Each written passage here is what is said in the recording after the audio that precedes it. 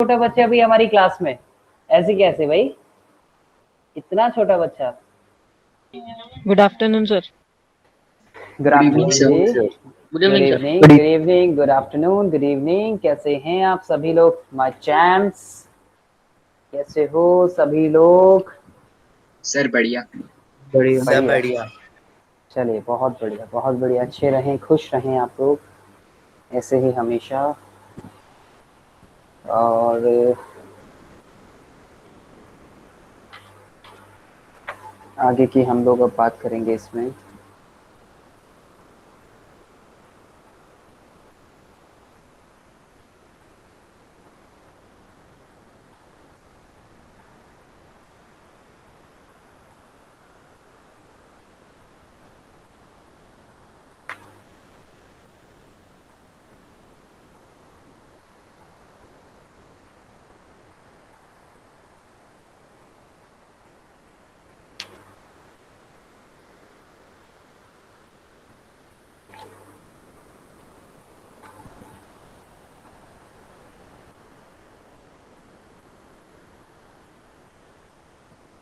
चलिए, सबको मेरी आवाज आ रही है बच्चों? Yes. In our previous session we discussed about the various parts or the various parts of the human respiratory system बच्चों। हमने ट्रिकिया पे फिनिश किया था। उससे पहले हमने नेजल कैविटी, फेरिंग्स, लैरिंग्स, ट्रिकिया, इन सब के बारे में डिस्कस किया। बहुत बेसिक बातों को हमने जाना उनकी, कि नेजल कैविटी जो होती है बच्चों, किस तरह से जो उसके हॉल्स होते हैं उस कैविटी के, इनिशियली जहाँ से शुरुआत होती है, जिसको हम नॉस्ट्रल्स का नाम देते हैं। और देन हमने नेजल कैविटी देखी कि कहाँ पे ओपन होती है। फेरिंग्स के बारे में सीखा कि pharynx which is a common passage for both the respiratory and the digestive system, जो कि लीड कर रहा था किसमें, एक आपके वॉइस बॉक्स में, और उस वॉइस बॉक्स को हमने नाम दिया था किसका, लैरिंग्स का। देन आगे की तरफ हमने एपिग्लॉटिस के बारे में बात की थी, और ग्लॉटिस था, उसके अंदर ट्रेकिया की बात की थी, जो लॉन्ग ट्यूब जिसको हम बोलते हैं। रफ एक एस्टिमेट मैंने आपको साइज बताया था, 10 to 12 सेंटीमीटर अप्रॉक्सीमेटली, जितना जो हमने डिस्कस किया था इसमें।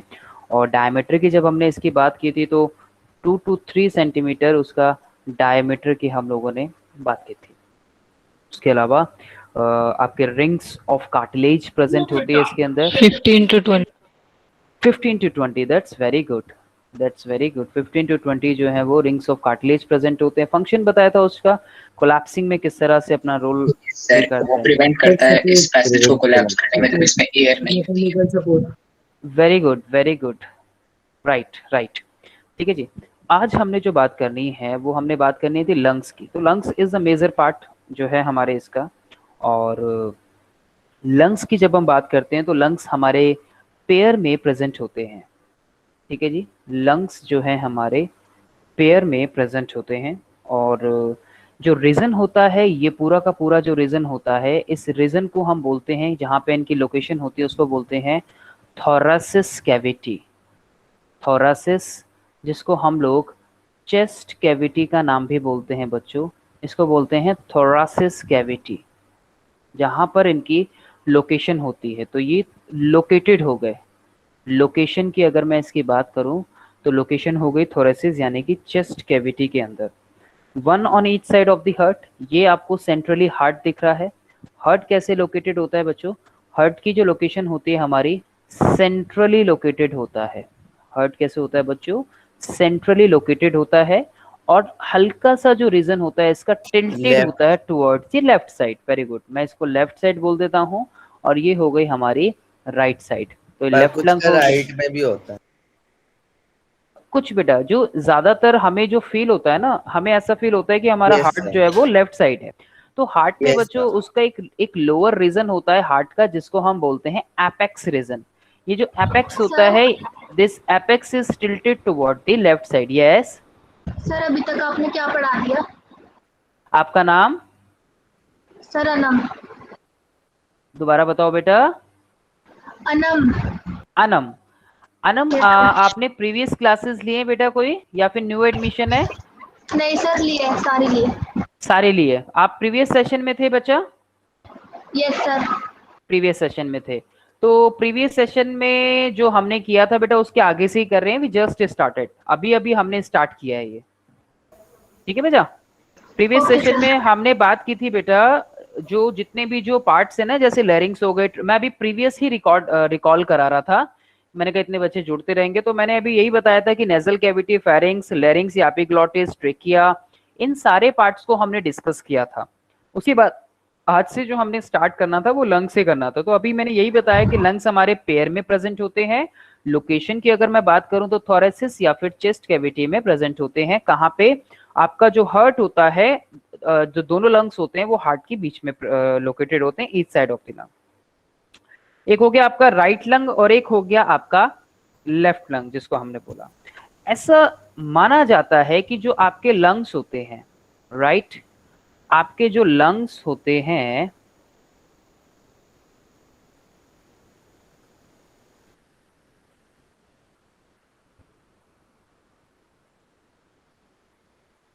मैं एक रफ स्ट्रक्चर जो है यहाँ पे बनाने की कोशिश करूंगा हमारे लंग की, ठीक है।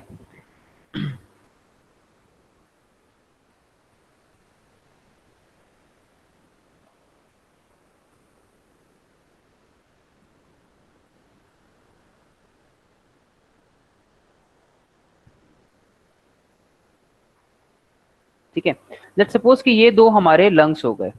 इस लंग्स में हमारे राइट लंग जो होता है वो थोड़ा सा मैंने कैसा बनाया बच्चों, ये वाला राइट लंग हो गया, ये मैंने कैसा बनाया है, साइज में अगर देखोगे तो थोड़ा सा बड़ा लग रहा है ना इससे। बड़ा सा। Yes, sir. Left side थोड़ा सा बड़ा। Correct correct correct, now you got my point. Right lung is left larger than the left lung बच्चों, ठीक है। अभी रीजन भी बताऊंगा ऐसा क्यों होता है। राइट लंग हैज 3 लोब्स, एक लोब्स इसके अंदर प्रेजेंट होते हैं बच्चों। जरा म्यूट कर लो बेटा, बहुत खड़खड़ आ रही है। सर आपने वो थोरेसिक लिखा है? हाँ बेटा, थोरासिस, THORACIC,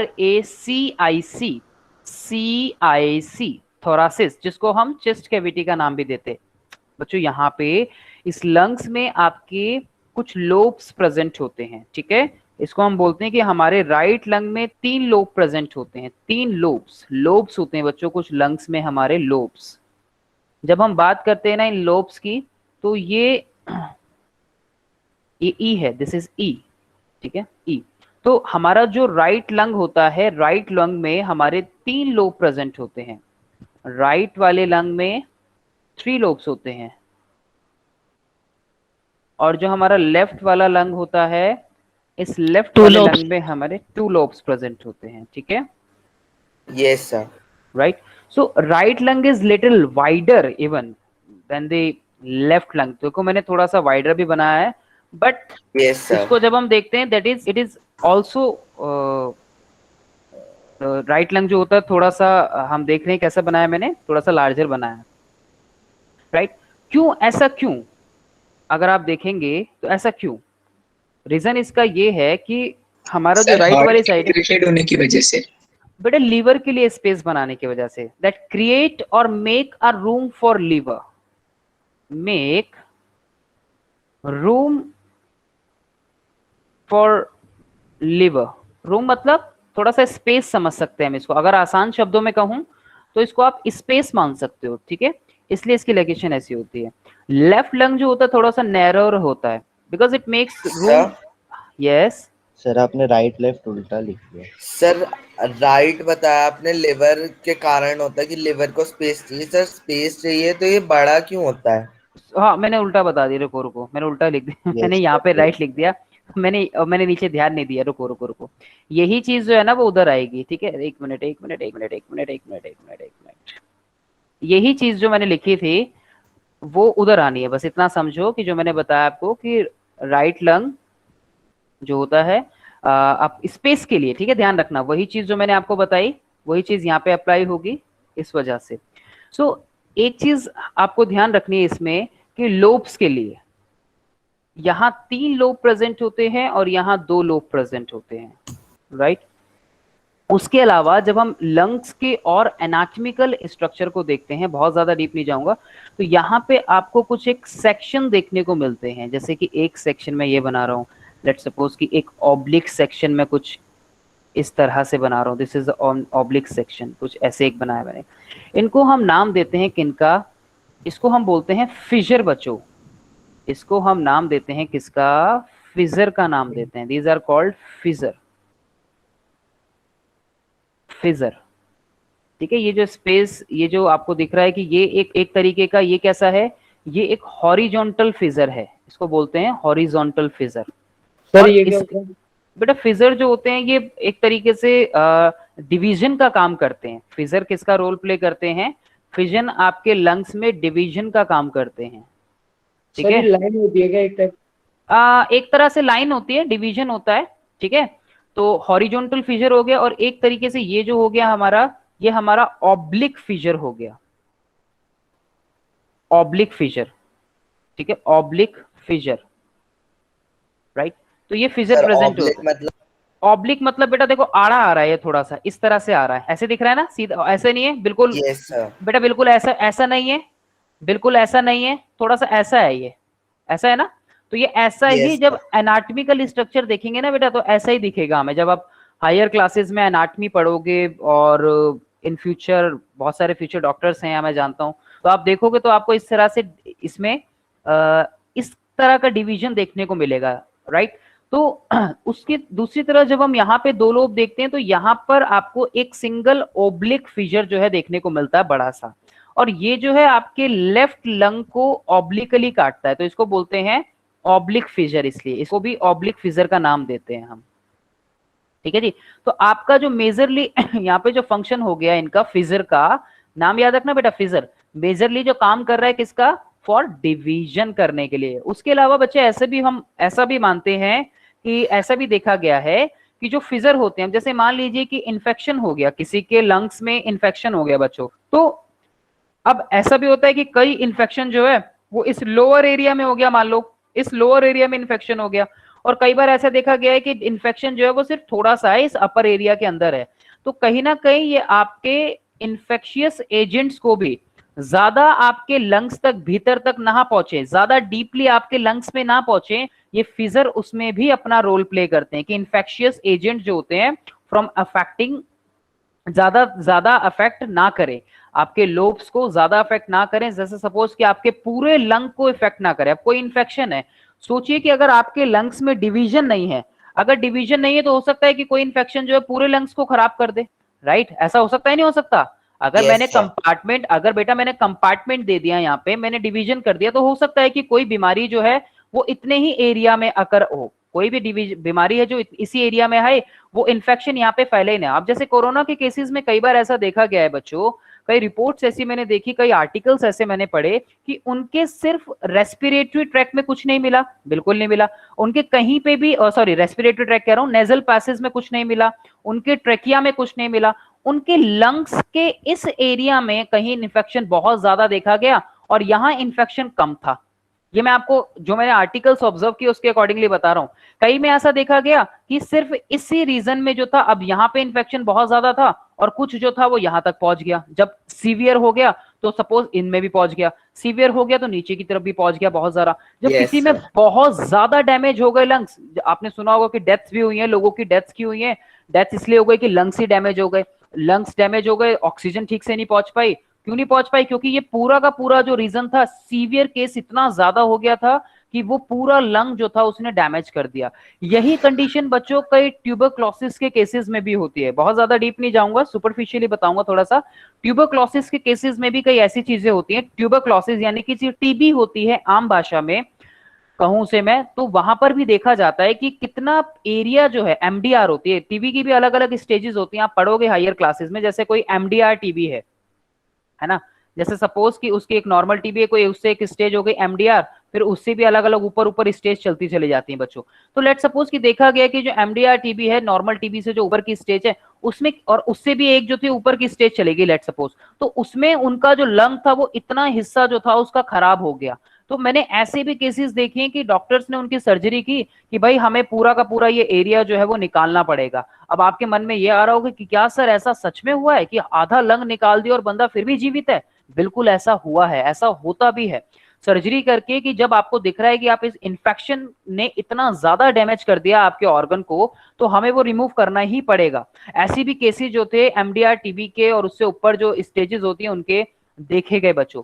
तो सिंपल सा मेरा कहने का मतलब ये है, अगर आसान शब्दों में मैं वापस अपनी बात पे आऊं, तो आपके ये जो फिजर्स होते हैं इन लंग्स में, ये डिवीजन का काम करते हैं, और ये डिवीजन कहीं ना कहीं आपको एक तरीके के जो कोई मैकेनिकल डैमेज भी हो बच्चों। एक चीज और लिखना है इसमें, जो फिजर के लिए बता रहा हूं मैं, तो फिजर के लिए मैं इसमें लिख देता हूं कि एक तो इसमें आपको बता रहा है वो किससे, मैकेनिकल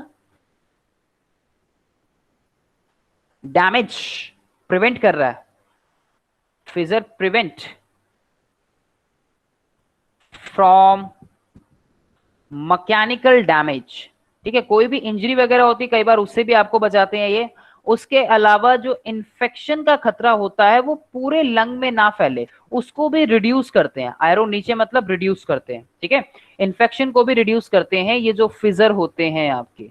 ये कुछ फंक्शन जो है वो इसके अंदर देखे जाते हैं। दूसरी तरफ हम जो बात कर रहे थे कि राइट लंग जो है लार्जर होता है देन क्या बेटा? सर लोब्स के बारे में क्या बता रहा हूँ? मैंने लोब्स के बारे में क्या बताया था? Yes sir. हाँ, ये डिवीजन का काम कर रहे हैं बेटा, इसी से तो लोब बन रहे हैं ये। सर ये हाँ जी। बता दीजिए सर, ये जैसे लैटिट्यूडनल और लॉन्गिट्यूडनल लाइंस होती है जो असली में होती नहीं है पर अर्थ में पार्टीशन के काम में आती हैं, सर वैसी हैं फिशर? बेटा फिशर ऐसी दिखेंगी बच्चे तेरे को, ये बिल्कुल ऐसे ही डिवीजन हमें देखने को मिलेगा बेटा। सर मतलब हम देख सकते हैं? हाँ, वी कैन ऑब्जर्व। जब मैंने क्या कहा कि जब आप बेटा एनाटमी पढ़ोगे, एनाटमी समझते हो बच्चे? इंटरनली जब टॉमी एना मतलब इंटरनल, टॉमी मतलब कोई सर्जरी जब आप करते हो, जब डॉक्टर्स कोई सर्जरी करते हैं बेटा तो डाइसेक्शन करते हैं। एनाटमी कब होती है बेटा? जब हम किसी चीज का डाइसेक्शन करते हैं, है ना? तो डाइसेक्शन करने पे हमें ये सारी चीजें जो है देखने को मिलेंगी, ध्यान रखना। ऐसे थोड़ी हमने बता दिया, अगर हम देख नहीं पाते तो हम कैसे बताते? सवाल मेरा, अगर हम देख नहीं पाते तो हम बता सकते थे कि लोब्स होते हैं या फिजर प्रेजेंट होते हैं? नहीं। तो यानी कि हमने ऑब्जर्व किया, हमने देखा, तभी तो बताया। सो यस, हम इनको ऑब्जर्व कर सकते हैं, राइट? सर ये लोब्स क्या होता है? लोब्स बेटा, लोब्स ये लोब्स भी डिवीजन का ही रोल प्ले करते हैं अपना। डिफरेंट जो लोब्स हमें इसमें देखने को मिलते हैं ना, तो आपके लोब्स और फिशर हमें इसके अंदर दोनों देखने को मिलते हैं। ये भी कहीं ना कहीं आपके डिवीजन से, डिवीजन करके आपको लंग्स को जो है बचाते हैं इन्फेक्शन वगैरह से, और अलग अलग पार्ट्स में इसका डिवीजन हो गया। लंग्स के बेसिकली डिवीजन में काम करते हैं ये। हाँ जी सर, जो राइट लंग है उसमें सर 3 जगह पे डिवाइड हो रहा है और जो लेफ्ट है उसमें 2 जगह पे, ऐसा क्यों? यस, ऐसा इसलिए क्योंकि यहाँ पे 3 लोब हैं। ये एनाटॉमिकल डिवीजन है बेटा, ठीक है? ये एक लोब हुआ, ये दूसरा लोब हुआ, और ये तीसरा लोब हुआ। और यहां पर जब आप देख रहे हो, यहां पर ये एक लोब बना और ये दूसरा लोब बना, तो फिजर की वजह से यहाँ पे जो स्ट्रक्चर बना उसको हमने लोब का नाम दिया, ठीक है? Okay sir. हाँ जी। तो इसके अलावा बच्चों आपके जो लंग्स होते हैं उसके अंदर एक मेम्ब्रेन प्रेजेंट होती है जिसको हम बोलते हैं प्लूरल मेम्ब्रेन, प्लूरा, ठीक है जी? तो दोनों ही लंग्स जो होते हैं they are covered by membranes, and that membranes are called pleura, या फिर प्लूरल मेम्ब्रेन का इसको हम नाम देते हैं। This is called the pleura. और इसके अंदर प्रेजेंट होते हैं फ्लूइड जिसको हम बोलते हैं pleural fluid, right? Pleural fluid. Sir ये लंग्स की मेम्ब्रेन बेटा बाहर का प्रोटेक्शन है बच्चे, बाहर देखो ये।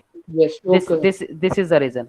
जिस तरह से आपका ब्रेन होता है ना, फॉर एग्जांपल आपका जैसे ब्रेन होता है, ब्रेन भी तो कवर्ड होता है सेरिब्रो स्पाइनल फ्लूइड, तो बोलते हैं सेरिब्रो स्पाइनल फ्लूइड। वो भी आपके जो भी आपकी बॉडी में यहाँ ये फ्लूइड प्रेजेंट होते हैं इस तरह के, आपके स्पाइन में हो या ब्रेन रीजन में हो, ये ब्रेन से रिलेटेड है वर्ड, ठीक है? सो बेटा इसी तरह से आपके लंग्स की प्रोटेक्शन के लिए भी यहाँ पर प्रेजेंट होता है फ्लूइड, जो कि किससे सेव करके रखता है, मैकेनिकल इंजरीज से बचा के रखता है। सर आपकी वॉइस क्लियर नहीं आ रही, मतलब ऐसा लग रहा है पीछे से कोई बोल रहा है। बेटा किसी ने माइक ओपन कर रखा है, सेरिब्रम के पास होता है। हाँ आपका ब्रेन जो है बेटा प्रोटेक्शन होता है ना, उसमें एक फ्लूइड की प्रोटेक्शन होती है। ये आपके तो अभी इस पे आते हैं वापस प्लूरल फ्लूइड पे। तो ये आपको सपोर्ट प्रोवाइड करता है, मैकेनिकल सपोर्ट। जैसे किसी को बहुत तेजी से यहाँ पे मान लो प्रेशर लगा, मतलब बहुत किसी ने एकदम प्रेशर के साथ यहाँ पे मारा, तो प्रेशर की वजह से क्या होगा कि ये जो फ्लूइड होता है ना यहाँ पे बेटा, ये इस मैकेनिकल सपोर्ट का काम करेगा उसके लिए। इसी तरह से आपका जो ब्रेन होता है, ब्रेन में भी बहुत सारी कवरिंग होती है, राइट। तो ब्रेन में भी बहुत सी कवरिंग होती है, बहुत सी लेयर्स होती है, और उसके अंदर भी एक तरह के फ्लूइड के अंदर होता है। तो फ्लूइड की वजह से क्या होता है, प्रेशर जो है वो शॉक, एक तरीके से शॉक एब्जॉर्बर का काम करता है कि एकदम से कोई शॉक लगा, कोई झटका लगा बहुत तेजी से, तो वो सारा जो फ्लूइड है, वो जो सारी तेजी से वाइब्रेशंस आती है वो उसके अंदर उनको खत्म कर देता है, तो इंजरी होने से बच जाती है, राइट। Yes sir. ये चीज समझ आई सर? जैसे प्रोटेक्शन के लिए ब्रेन में बहुत ज्यादा लेयर्स लगानी पड़ती हैं, तब जाके अगर वरना तो हमारे लगाने नहीं पड़ती, होती है बेटा। सर आपने एपेक्स क्या लिखा है? कहाँ पे बेटा? एपेक्स। ये मैं हार्ट का रीजन बता रहा था, मैं ये हार्ट से कनेक्ट किया ना। देखो इस हार्ट में एक लोअर रीजन होता है, मैंने कहा ना एपेक्स रीजन होता है हार्ट में, which is tilted toward the left, जिसके हमें ये फील होता है कि हमारा हार्ट जो है वो लेफ्ट साइडेड होता है। ठीक है जी, चलो सर। हाँ बेटा। सर जो ये राइट लंग्स होता है सर, ये रफ क्यों होता है लेफ्ट के मुकाबले? किसके होता है सर? ये रफ है ना, मतलब एकदम प्लेन सा है, और जो ये नहीं साइज का होता है बेटा। मैंने बताया ना कि वो लिवर के लिए स्पेस बनाता है। आप अगर देखोगे तो आपके राइट साइड में नीचे की तरफ जो है लिवर होता है। अगर हम एनाटॉमिकल स्ट्रक्चर की तरफ जाएं अपने, तो इस तरफ जब हम देखेंगे तो हमारा एक राइट साइड में नीचे की तरफ बाइलोब स्ट्रक्चर होता है। तो उसके लिए रूम बनाने के लिए, उसके लिए स्पेस बनाने के लिए हमें देखना पड़ता है, वो लोकेशन किस तरह से होती है। सर तो राइट छोटा होता है या लेफ्ट? क्योंकि अगर राइट में लंग है तो राइट छोटा होना चाहिए ना। Yes sir. राइट, ओके एक मिनट, मैंने ये उल्टा लिख दिया था और मैंने इस वाले को रब नहीं किया था, है ना? हाँ वो तो समझ आया। तो अभी आपने कहा ना राइट साइड लंग होता है, ओ सॉरी लिवर होता है। हाँ राइट साइड, मैंने उसको थोड़ा सा ना उल्टा लिख दिया, ये वाला यहाँ लिखना था, वो वाला वहां लिखना था। राइट और लेफ्ट, मैंने राइट थोड़ा सा बड़ा बना दिया और देखिए ये थोड़ा सा छोटा बना दिया। जबकि लोकेशन कैसी कहती है हमें, ये कहता है कि जो राइट लंग होता है वो थोड़ा सा लिटिल वाइडर होता है than the left lung. Yes sir, है ना? तो मतलब लॉन्गर नहीं होता, वाइडर होता है। हाँ लॉन्गर तो अगर लॉन्गर होगा तो फिर तो वो नीचे की तरफ जाएगा। हाँ लॉन्गर होगा तो वो ज्यादा नीचे जाएगा, तो वो ज्यादा स्पेस होगा लेंथ में। और इसके नीचे तो हमारा एक लोब्ड बाइलोब्ड स्ट्रक्चर होता है जिसको हम क्या बोलते हैं, लीवर बोलते हैं। ठीक है, इसके नीचे which is the largest gland of our body, मैंने पहले भी बताया था आप लोगों को शायद। तो ये हमारे लीवर की लोकेशन होती है। लीवर जो होता है वो हमारा बाइलोब्ड स्ट्रक्चर होता है इस वजह से। अच्छा, इसमें फिर एक इम्पॉर्टेंट जो मैकेनिज्म के बारे में हम लोग बात करते हैं, वो मैकेनिज्म हमारी आती है इसकी, और ये होता है हमारा ब्रीदिंग मैकेनिज्म। Yes, inspiration. हाँ, इंस्पिरेशन एंड एक्सहेलेशन, या इनहेलेशन या फिर एक्सहेलेशन का भी हम इसको नाम देते हैं, राइट? यस, और सर हमने लंग्स में ही पढ़ा था एल्विलाई ज्यादा होती हैं उसमें, ना कि ब्रोंका। हाँ बिल्कुल, जो एल्विलाई होती है हमारी वो लगभग 600 to 800 मिलियंस, किसी ने बताया था ये लास्ट सेशन में। यस सर, मैंने बताया। राइट, जो हमारी इतनी मिलियंस में प्रेजेंट होती हैं ऐसा हम मानते हैं, राइट। और एल्वियोलाई जो होती है हमारी बलून लाइक स्ट्रक्चर जो हमें देखने को मिलती है कुछ इस तरह से।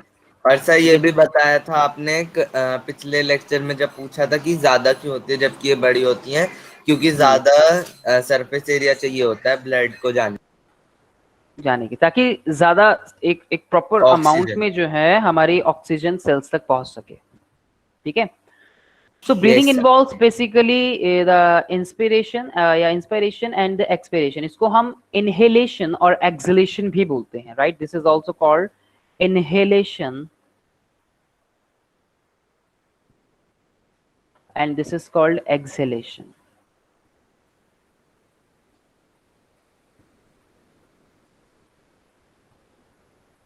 जब हम इनहेलेशन करते हैं बच्चों, तो ड्यूरिंग द इनहेलेशन मैं कुछ पॉइंट्स बताऊंगा आपको जिन पे आपको ध्यान देना है, ठीक है? जब हमने इनहेलेशन किया, कोशिश करेंगे कि सब लोग करें। जैसे मैंने इनहेलेशन किया, तो ड्यूरिंग इनहेलेशन तो मेरी जो चेस्ट कैविटी है, जिसको मैं थोरेसिस कैविटी बोल रहा हूँ, ये मेरी चेस्ट कैविटी होगी बच्चों। This is the reason of chest cavity, Yes, sir. ठीक है? This is the reason I can say that कि ये मेरी चेस्ट कैविटी है। और चेस्ट कैविटी को मैंने दूसरा नाम जो दिया था बच्चों, वो क्या बोला था? थोरासिस कैविटी, thoracic राइट? थोरासिस कैविटी का नाम दिया था।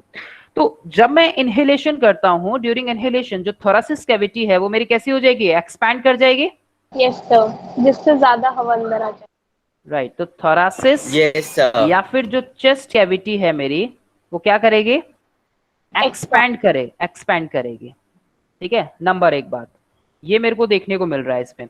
अच्छा, जब मैं इनहेलेशन कर रहा हूं, आप इनहेलेशन करो, तो क्या होता है कि जो मेरी चेस्ट है वो पूरी की पूरी ऊपर की तरफ आ जाती है। ऊपर की तरफ कौन लेके आ रहा है? ऊपर की तरफ लेके आती है बच्चों रिप्स होती हैं। अभी रिप्स का स्ट्रक्चर दिखाऊंगा आपको। रिप्स कैसी हो जाती है? जब मैं इनहेलेशन करता हूं तो रिप्स लिफ्ट अप, मेरी लिफ्ट अप यानी कि ऊपर की तरफ चली जाती हैं जब मैं इनहेलेशन कर रहा हूं। तो जैसे मैंने ये देखो, जैसे ही हम इनहेलेशन करेंगे तो ये ऊपर की तरफ आ जाती है और ये एक्सपैंड कर जाएगी। देखो एक्सपैंड करके और ऊपर की तरफ आ गई। उसके अलावा यहां पर एक ट्यूब लाइक स्ट्रक्चर होता है and that tube like structure is called diaphragm. कोई जानता है डायफ्राम के बारे में? Yes, sir. yes sir बताइए जरा, क्या होता है डायफ्राम? सर एक muscular sir party Back like- का होता है ये। हाँ, very good, muscular sir partition. Partisan है ये पार्टीशियन है बच्चों। अब इसके नीचे क्या होगा बच्चों? अगर आप सोचो हाइपोथेटिकली, तो यहाँ आपकी लीवर ग्रैंड आ जाएगी इसके नीचे की तरफ, और यहाँ आपका डायग्राम के बारे में क्या होता है? इसके बारे में सर बेटा आपने थोरेक्स कैविटी एक्सपैंड diagram। पढ़ाया, मैं डिस्कनेक्ट हो गया था। ओके जी, मैंने थोरासिस कैविटी के बाद बताया, मैंने कहा कि जब हम इनहेलेशन कर रहे हैं तो थोरासिस कैविटी एक्सपेंड कर रही है, राइट? Yes, उसके अलावा जो रिप्स हैं, रिप्स एक तरीके की आपका बॉन का केज होता है, राइट? ये एक तरीके के केज है, किसका? बॉन का केज है, ठीक है? Yes, sir. बॉन केज है, और ये बॉन केज जो है लंग्स को प्रोटेक्शन दे रहा है, right? Yes, sir. Provide protection to the lungs, ठीक है? लंग्स को प्रोटेक्शन देने का काम करता है ये जो Yes, sir. आपकी रिप्स होती है, ठीक है? यही मैंने अभी इसमें बताया था। प्रोवाइड, इसको यहां लिख देते हैं, प्रोटेक्शन टू द लंग्स, ये लंग्स को प्रोटेक्शन देने का काम कर रहा है। रिप्स लिफ्ट अप कर गई। डायफ्राम एक मस्कुलर शेप लाइक स्ट्रक्चर होता है। अच्छा, मस्कुलर में और आसान भाषा में बताऊं, जैसे आपने साइकिल का ट्यूब देखा है, अगर आप साइकिल के ट्यूब में हवा भर दो तो क्या हो जाएगा? फूल जाएगा। Yes, हवा sir. निकाल दो तो किस तरह से बैठ जाएगा? बच्चों हाइपोथेटिकली थोड़ा सा सोचिए, कुछ यही होता है यहाँ पर भी। ये आपको पिक्चर में दिख रहा होगा बच्चों। जैसे मैं इनहेल कर रहा हूँ तो ये नीचे की तरफ जा रहा है, ये आप इनहेल करो नीचे गया, एक्सेल गया, Yes, ऊपर sir. गया, इनहेल किया नीचे आ गया, एक्सेल किया ऊपर चला गया, नीचे आ गया, Yes, sir. ऊपर गया। ये जब हम इनहेलेशन करते हैं बच्चों, क्वेश्चन आता है ये कि डायफ्राम की शेप में क्या फर्क आता है, क्या चेंजेस आते हैं? 1 मार्क का क्वेश्चन। डायफ्राम, आपने डायग्राम के बारे में क्या बताया? सर आपने डायग्राम के बारे में क्या बताया था? बेटा डायफ्राम जो है आपका, डायफ्राम एक मस्कुलर बैग लाइक स्ट्रक्चर होता है। मैं उसको कंपेयर कर रहा हूं कि जैसे एक तरीके की साइकिल की ट्यूब है। बेटा आपने साइकिल की ट्यूब में मान लो हवा भर दी, जैसे मैंने इसके अंदर हवा भरी, बेटा क्या होगा? ये फूल जाएगा, बड़ा हो जाएगा ना। और सोचिए Yes, जब मैंने sir. हवा निकाल दी तो ये कैसा हो जाएगा? पतला सा हो जाएगा और शेप में भी चेंज आ जाएगा कुछ ना कुछ। आप ये देखिए कि जब आप इनहेल कर रहे हो, जब आप ऑक्सीजन अंदर लेके जा रहे हो, तो इसकी शेप में कोई चेंज आ रहा है? Yes sir, Yes, contract sir. कर रहा है ये। राइट। और देखो जब ये Contrast. एक्सेल कर रहा है, जब कार्बन डाइऑक्साइड बाहर जा Yes, रही है, sir. तो Sir, तभी relax इसकी हो शेप करेक्ट। तो Correct. मैं इसको सिंपली ये Original. बोल सकता हूं कि diaphragm become flat in shape, ये एग्जैक्ट जो शेप बनाता है कैसे बनाता है, फ्लैट हो जाता है, फ्लैट इन शेप सर बच्चों। एक तरीके से लंग्स का बेस बन जाता लंग्स का फेस बन जाता है। है सर, बेस। ओके जी, क्या बन जाता है, दोबारा बेटा आवाज थोड़ी सी ठीक से नहीं आई, क्या बन जाता है? हाँ बेस, बेस बोल रहे हो ना, बेस। Yes sir. यस हाँ हाँ हाँ हाँ, कह सकते हैं हम। देखो इसको, देखो शेप में देखो क्या चेंज आ रहा है, यही कुछ। अच्छा, और क्या बता सकते हैं हम इनहेलेशन में, और क्या देखने को मिल रहा है मेरे को अकॉर्डिंग टू दिस फिगर? और देखो जरा, जब मैं इनहेलेशन कर रहा हूं तो वॉल्यूम कैसी होगी लंग्स की? सर लो हो जा रही है। Sir increase. सर इंक्रीज हो इंक्रीज जाएगी, हो रही है। वॉल्यूम बढ़ रही है ना, volume of lungs increases. Sir ये ड्यूरिंग वो है ना inhalation. Very good, during inhalation हो रहा है ये। यस सर, जब हम योगा करते हैं सर प्राणायाम के टाइम पे सर, तब कहते हैं कि पेट भी फुल आना चाहिए, तभी डायफ्राम को जगह ज्यादा मिलेगी। करेक्ट करेक्ट करेक्ट करेक्ट, बिल्कुल।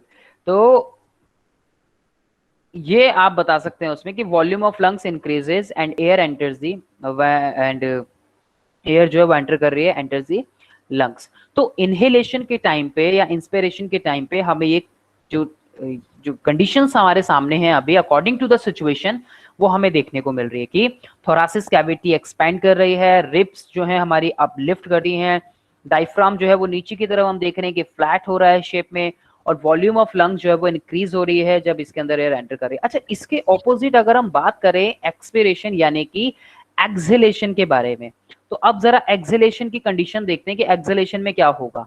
सर यहाँ पर opposite condition, all opposite condition, तो मैं क्या बोलूंगा इसमें कि जो relaxation of diaphragm. Sir thorax जो होगा वो कॉन्ट्रैक्ट करेगा, कॉन्ट्रैक्ट हो जाएगा, दैट्स वेरी गुड, और सर ऑपोजिट हो जाएगा रिप्स। अगला पॉइंट हमारा रिप्स का लिया था हमने, रिप्स कैसी हो जाएंगी, मूव डाउनवर्ड। डाउन हो जाएगी। आप सांस छोड़ के देखो और देखो रिप्स जो है वो डाउनवर्ड चली जाएंगे। रिप्स कैसे हो जाएंगे, रिप्स मूव डाउनवर्ड। अगर आपके क्वेश्चन आता है differentiate between inhalation and exhalation, तो आप ये सारे पॉइंट्स बहुत अच्छे से लिख सकते हैं अपने एग्जाम में। Yes sir. राइट, अगर 2 मार्क्स का क्वेश्चन किसी के भी पेपर में आता है, right the mechanism of breathing, अगर वो शॉर्ट नोट्स की फॉर्म में आता है तब भी आप ये बता सकते हैं। अगर डिफरेंशिएट करके आता है तो डिफरेंशिएट टेबुलर फॉर्म में इनहेलेशन और एक्सहेलेशन इसी तरह से लिखना। 3 मार्क्स का भी आता है, थोरेसिक कैविटी डायफ्राम लिख सकते मूव्स हैं। Upwards during expiration. Yes sir, diaphragm. हाँ, डायफ्राम जो है आपका कैसे करेगा, बिकम, अब देखो कैसा बन रहा है ये, एक तरीके से अपवर्ड तो जा रहा है। वेरी गुड, डोम शेप, या फिर मैं क्या कह सकता हूँ इसको, आर्क शेप फॉर्म होगा। तो डायफ्राम बिकम्स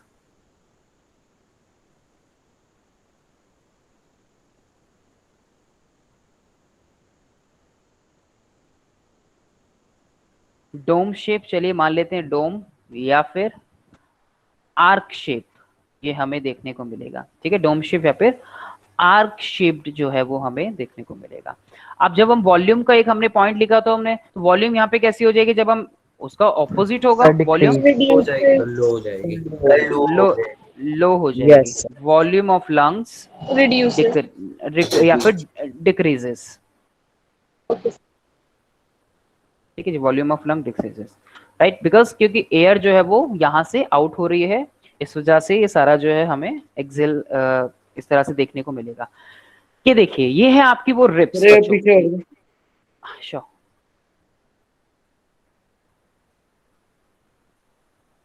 एक बार थर्ड पॉइंट समझाओ। देखिए, जब हमने ये फर्स्ट पॉइंट हुआ, ये सेकंड पॉइंट हुआ, ये थर्ड पॉइंट हुआ, ये 4 पॉइंट हुआ बच्चों, डायफ्राम जो था कैसा हो रहा है यहाँ पे, जब हम एक्सेल कर रहे हैं, एक्सेल करने पे क्या हो रहा है, देखो ऊपर की तरफ जा रहा है ना, जब लंग्स ऊपर की तरफ जा रहे हैं और इसका कनेक्शन यहाँ पे इसके साथ है, ये डायफ्राम जो ट्यूबलाइक स्ट्रक्चर में बता रहा हूँ आपको, ये इसके साथ कनेक्टेड होता है।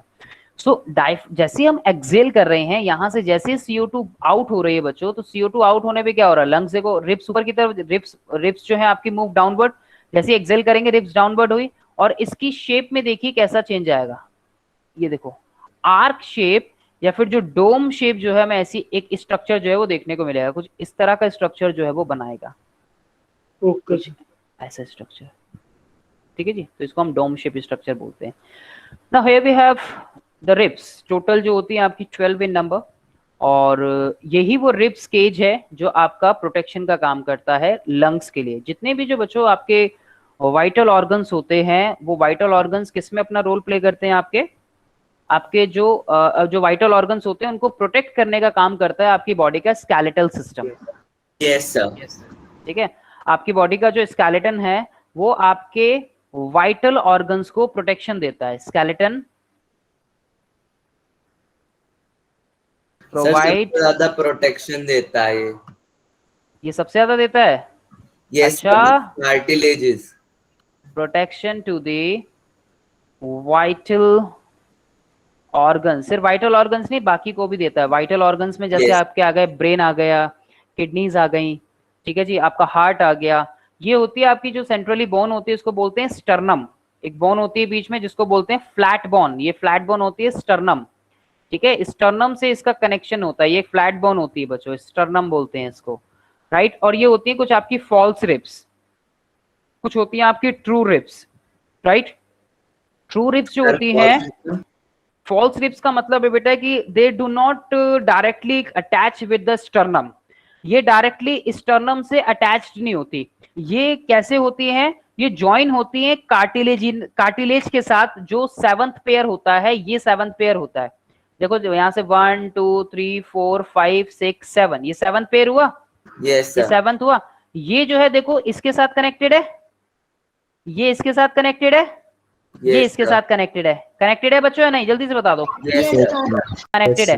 तो बेटा फॉल्स रिब्स इसको इसलिए बोलते हैं क्योंकि ये जो कनेक्टेड होती है do not connected directly with sternum, they are connected with the 7th pair of the ribs.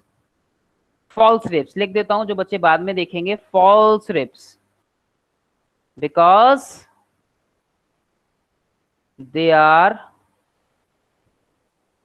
not connected by the sternum rather than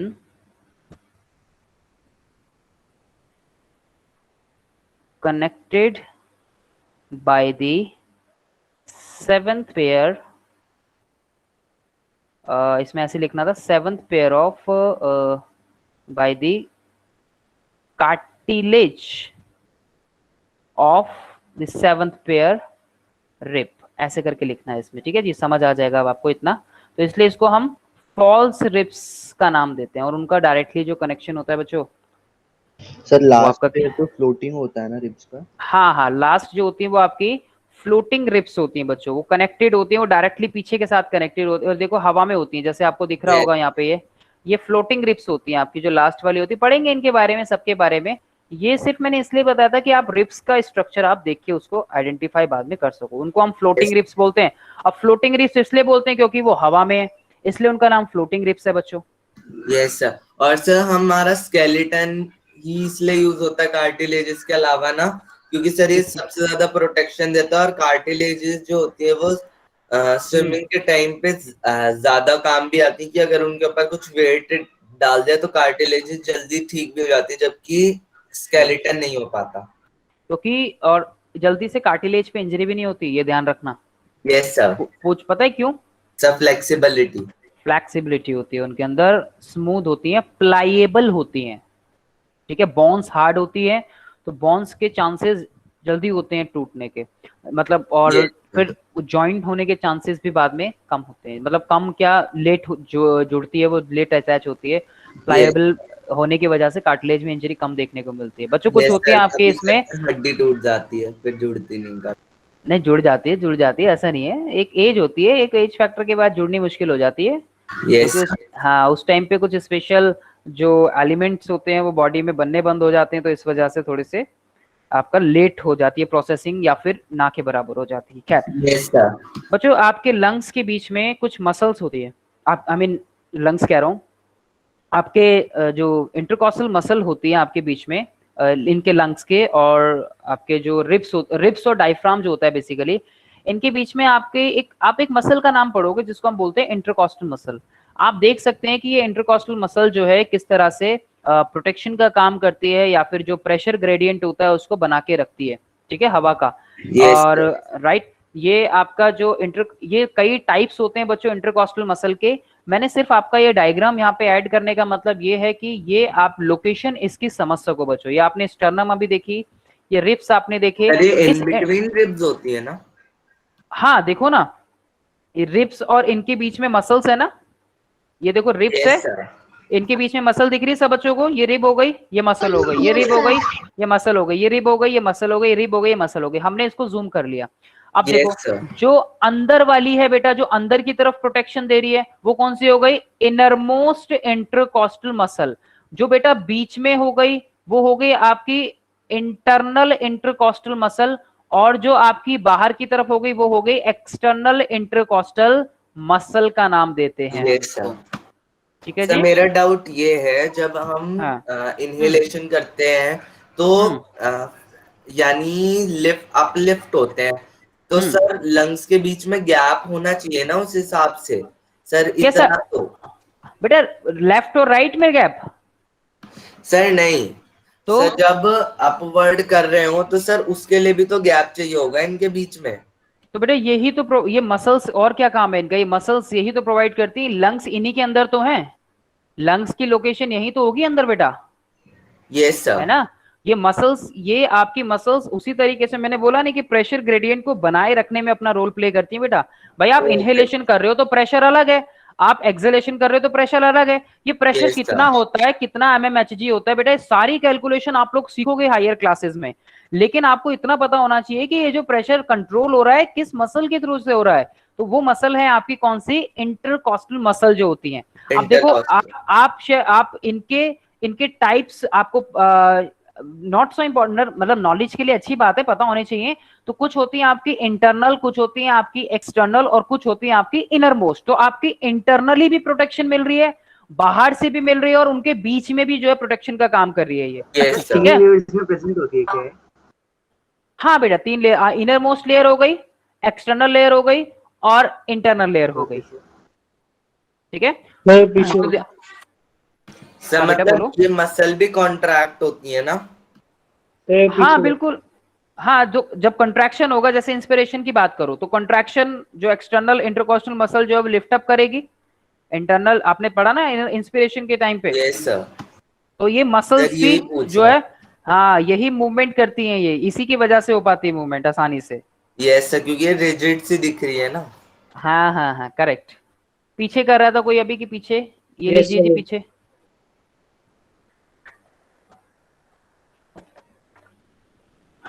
ठीक है, ओके सर। ओके बेटा। बच्चों फिर आती है आपकी कुछ रेस्पिरेटरी वॉल्यूम्स वगैरह, और कुछ होती हैं कैपेसिटीज। मतलब जो हम एक नॉर्मली इनहेल कर रहे हो, नॉर्मल एक्सहेल कर रहे हो, जैसे मैंने आपको शुरुआत में अगर याद हो तो एक बात बताई थी कि हम एक एवरेजली जब हम बीट करते हैं, मतलब एक एवरेज जो हमारा टाइम होता है इनहेलेशन एक्सहेलेशन का, कितना बताया था मैंने? 12 to 16 टाइम्स पर मिनट। Yes sir. याद है किसी को? Yes sir. याद है। ठीक है, ये हमने इतना देखा था कि मैंने नॉर्मल बताया था। ऐसा नहीं कि तुम रनिंग करके आओ और बोलो कि सर मेरा तो 40 से 50 टाइम जा रहा था। सर बढ़ जाता है सर, उस बढ़ जाता है, और सब प्राणायाम करते हुए भी बढ़ा लेते हैं। बिल्कुल। तुम प्राणायाम बहुत करते हो हैं? Yes sir. अच्छा, रोज करते हो? Yes sir. सब लोग करते हैं? Yes sir. अच्छा, नहीं सब लोग इन द सेंस कि जैसे आप करते हो वैसे और भी सारे बच्चे करते हैं? काफी सारे करते हैं, मुझे ऐसा लग रहा है। भाई बहुत बढ़िया। फिर तो आप लोगों की ये जो कैपेसिटी है ये भी अलग अलग होगी, मतलब एक एवरेज होती है एक वैल्यू। तो जो लोग प्राणायाम करते हैं, जो लोग एथलीट्स होते हैं, उनमें वैल्यूज कुछ बदल जाती हैं, ध्यान रखना। स्टैमिना इंक्रीज हो जाता है ना, तो बिल्कुल स्टैमिना इंक्रीज हो जाता है, राइट। तो बच्चों यहाँ पे क्या देखते हैं हम? एक होती है टिडल वॉल्यूम या टाइडल वॉल्यूम जिसको हम बोलते हैं, ध्यान से देखना। तो टाइडल वॉल्यूम क्या कहती है? कुछ वॉल्यूम्स होती हैं आपकी और कुछ होती हैं कैपेसिटीज। लगभग 3 से 4 जो है आप इसमें वॉल्यूम पढ़ोगे, 4 वॉल्यूम पढ़ोगे, और उसके अलावा 4 ही जो है आप उसमें कैपेसिटी पढ़ोगे। एक नॉर्मल जब हम क्या करते हैं, जब हम इंस्पायर्ड करते हैं या फिर जब एक्सपायर करते हैं, इनहेलेशन और exhalation, volume of air inspired और expired during a normal respiration, मतलब इनहेल किया एक्सहेल किया, ये हो गया। इसकी जो एक अप्रोक्सीमेट वैल्यू आती है, हम कितनी इनहेल एक्सहेल करते हैं? 500 ml। कितनी करते हैं? 500 ml। 500 ml जो है वो हम इतनी है हमारी करते हैं। ठीक है जी। मतलब नॉर्मल पर्सन जो हेल्दी नहीं होता ज्यादा ना कम होता है। हाँ नॉर्मल के लिए आ गई ये बात, ठीक है।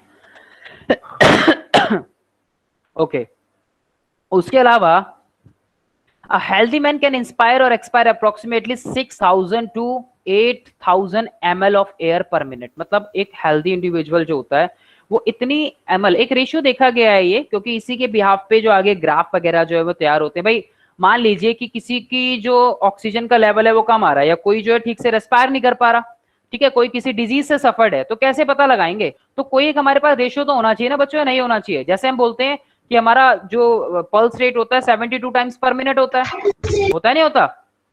तो अब अगर मान जैसे हम बीपी देखते हैं, सपोज हम ब्लड प्रेशर चेक करते हैं, हम बोलते हैं नॉर्मल जो वैल्यू होती है 120/80 होती है हमारी सिस्टोलिक और डायस्टोलिक की। ब्लड प्रेशर सबने सुना होगा, इसलिए ब्लड प्रेशर का एग्जांपल दे रहा हूं। सबने सुना है ना ब्लड प्रेशर 120/80, है ना? सो अब वो एक हमारी नॉर्मल वैल्यू हो गई। इसी तरह से हमारे रेस्पिरेटरी सिस्टम के लिए भी कुछ ना कुछ वैल्यूज होती हैं कि कोई किसी का रेस्पिरेटरी सिस्टम ठीक से काम कर रहा है या नहीं कर रहा, कितनी किसकी वैल्यू आ रही है, कोई अगर किसी डिसऑर्डर से सफर्ड है तो हो सकता है ये वैल्यूज उनकी चेंज हो जाए, ध्यान रखना। ये एक हेल्दी इंडिविजुअल की टाइडल वॉल्यूम है। इसी तरह से बच्चों एक आता है, हाँ बेटा बोलो। सर बीपी को जब नापते हैं सर, मतलब ये mls में सर, वो मैनुअली भी करते हैं, तो सर वो कैसे नापते हैं?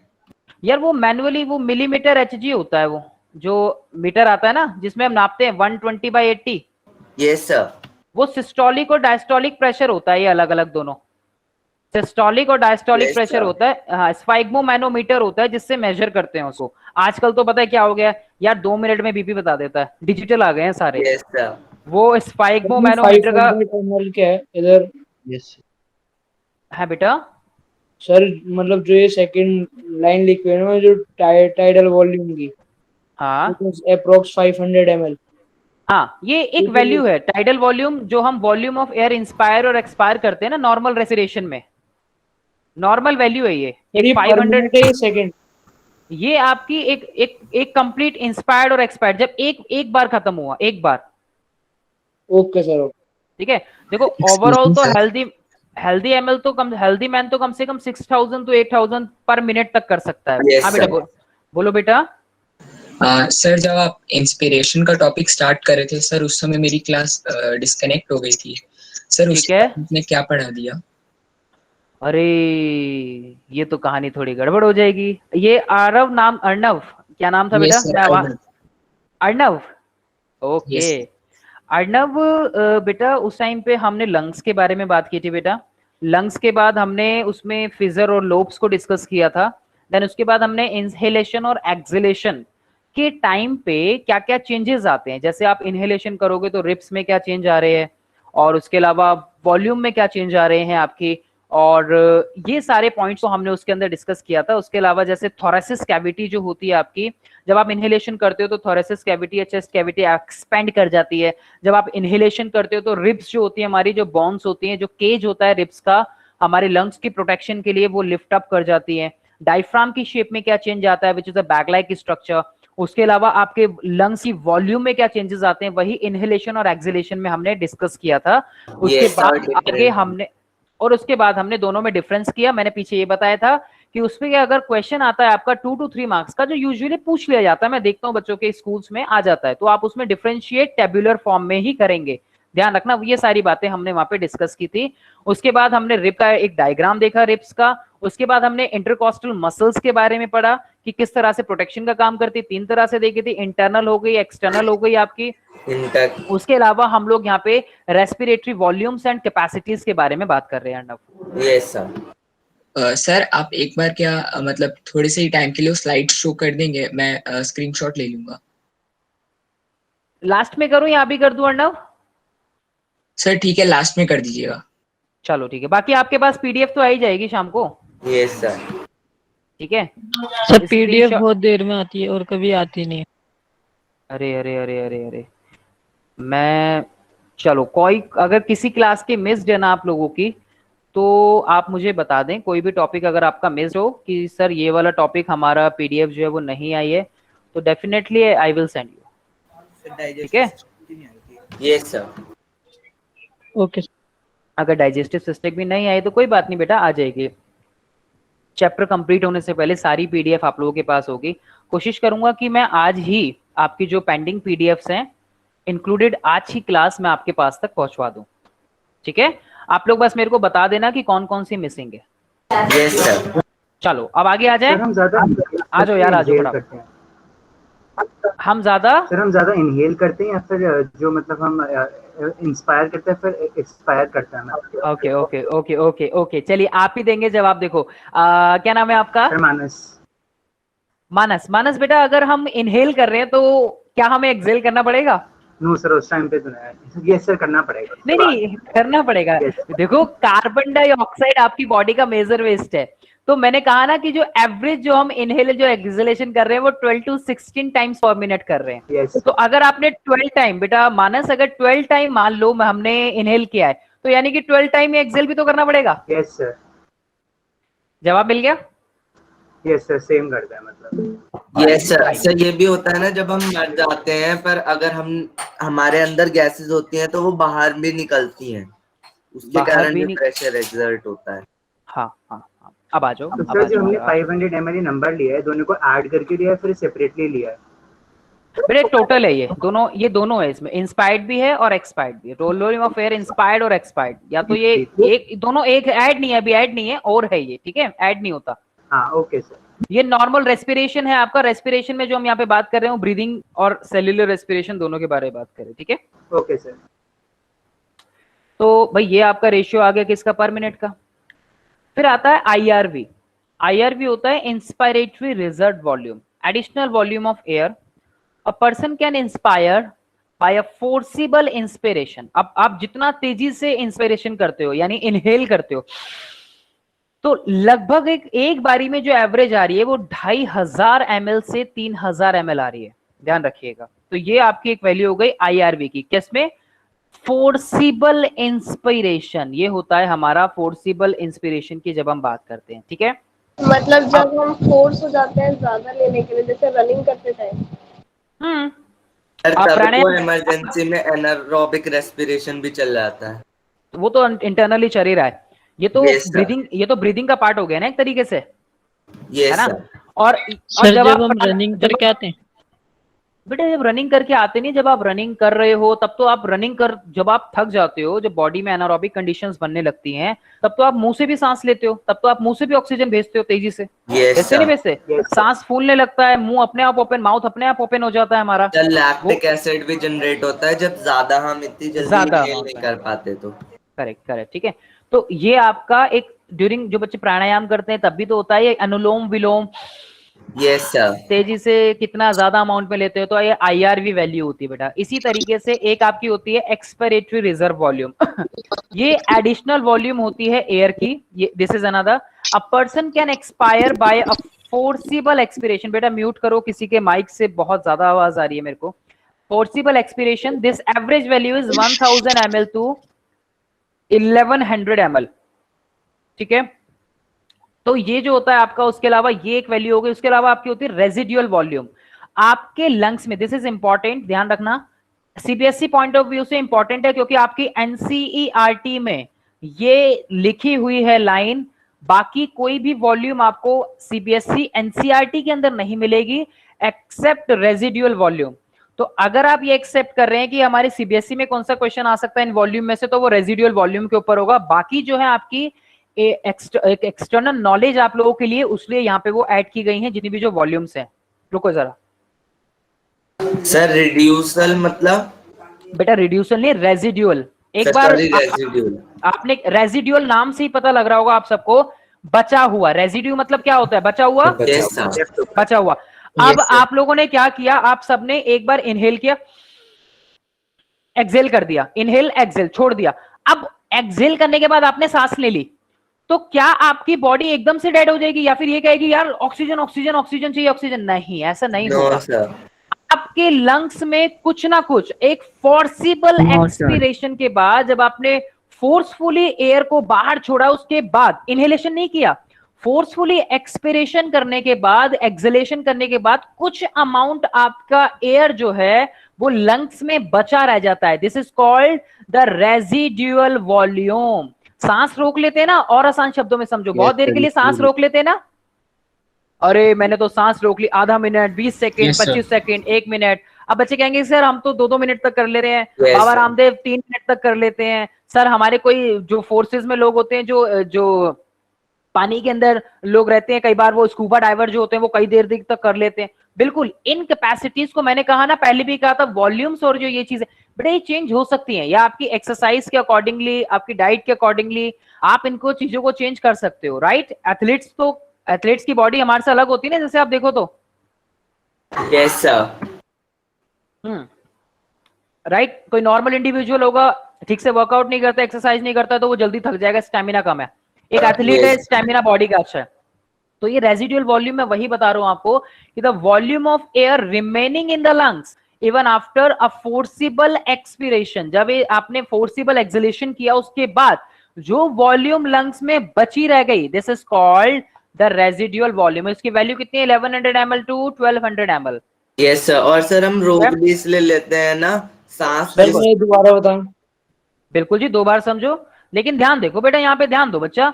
आप बीच में कोई फोन पे बात नहीं करोगे, कोई उठ के इधर उधर नहीं जाएगा, कोई कुछ नहीं करेगा, किसी का इंटरनेट खराब होता है तो अलग बात है। आ जाओ, देखो अब आ जाओ। मैंने क्या किया, मैंने एक बार, ये मेरा एक चार्ट है, ये मेरे लंग्स हो गए, मान लीजिए कि ये मेरे लंग्स हो गए, ठीक है, ठीक है, ये मेरे लंग्स हो गए यहाँ पे, और ये मेरा एक लंग हो गया। अब मैंने क्या किया कि एक बार मैंने ये इनहेल किया और दूसरा मैंने क्या किया, यहाँ पे एक्सहेल कर दिया, ठीक है। अब ये एक बार हुआ ऐसा, इसके अलावा अब मैंने इनहेलेशन नहीं किया, तो मेरे कुछ अमाउंट में लंग्स में जो वॉल्यूम ऑफ एयर है वो बची रह गई। दैट बची हुई volume is called the residual volume, जिसको इन शॉर्ट मैं आरवी बोलता हूँ। बताओ, समझ आए बेटा? Okay sir. सर मेरा एक डाउट है। हाँ, पूछो। सर कहते हैं कि हमारी जो एटमॉस्फेयर में होता है वो हमेशा इक्वल परसेंटेज ऑफ सब कुछ, यानी इक्वल ही रहता है। तो सर अगर रेजिडुअल वॉल्यूम सबके लंग्स के अंदर होता है, तो सर फिर हमेशा इक्वल कैसे रहता है? नहीं, क्या इक्वल रहता है? Nitrogen, oxygen, sulphur, hydrogen, sir सब जितनी भी जो गैसेस हैं, गैसेस पार्टिकल सारे। Yes sir. कैसा रहता है? इक्वल अमाउंट में जाता है सर रेशियो। और वो कह रहे हैं एटमॉस्फेयर में सेम अमाउंट में हमेशा रहता है। हाँ, अच्छा, आगे। सर तो पर रेजिडुअल वॉल्यूम जो होता है सर सबके अंदर रहता है, तो सर कुछ परसेंट कम नहीं होता होगा सर? इतने सारे लोग हैं सर, शायद से इसी को हटा के फिर जो ऑक्सीजन का अमाउंट है उसको हम कैलकुलेट करते हैं। करेक्ट। ये जो है ना, आपकी जितनी भी आपने किया, क्या आपकी बॉडी से वापस क्या आया, मुझे ये बताओ। हमने जो इनहेलेशन किया और जो एक्सहेलेशन किया, हम एक तरीके से आपकी जो जितनी भी जो सारी चीजें थी ना, जो आप रेशियो की बात कर रहे हो, वो ही है आपकी इसमें सारी। भाई आपकी जब हम इनहेलेशन कर रहे हैं बच्चों, तो सारी चीजें बॉडी के अंदर जा रही है, थोड़ी कि सिर्फ ऑक्सीजन ही अंदर जा रही है, ऐसा थोड़ी है। लेकिन जब मेटाबॉलिक एक्टिविटीज हमारी हो रही हैं, तो उनसे प्लस जो इसके साथ अंदर जितनी भी जो वॉल्यूम अदर जो गैसेस गई थी वो, या जो पार्टिकल्स थे वो सभी भी एक वेस्ट के फॉर्म में CO2 के साथ बॉडी से बाहर आ रहे हैं। कुछ ऐसे होते हैं जो ज्यादा अमाउंट में जब हम इसमें देखते हैं तो कार्बन डाइऑक्साइड बाहर आती है। ये हमारे मेटाबॉलिक वेस्ट से तो आती है, उसके साथ साथ हमारे जो बाकी के जो आप एलिमेंट्स की बात कर रहे हो या गैसेस की बात कर रहे हो या अदर पार्टिकल जो भी हो गए, वो हमारे अदर वेस्ट के अंदर भी चले जाते हैं। जैसे ब्लड है, तो ब्लड भी उसको फिल्टर करके बाहर भेजने में अपना रोल प्ले करता है, या फिर वो यूरिन की फॉर्म में भी बाहर निकल जाते हैं कुछ अमाउंट में। ये ध्यान रखिएगा। Yes sir. ठीक है।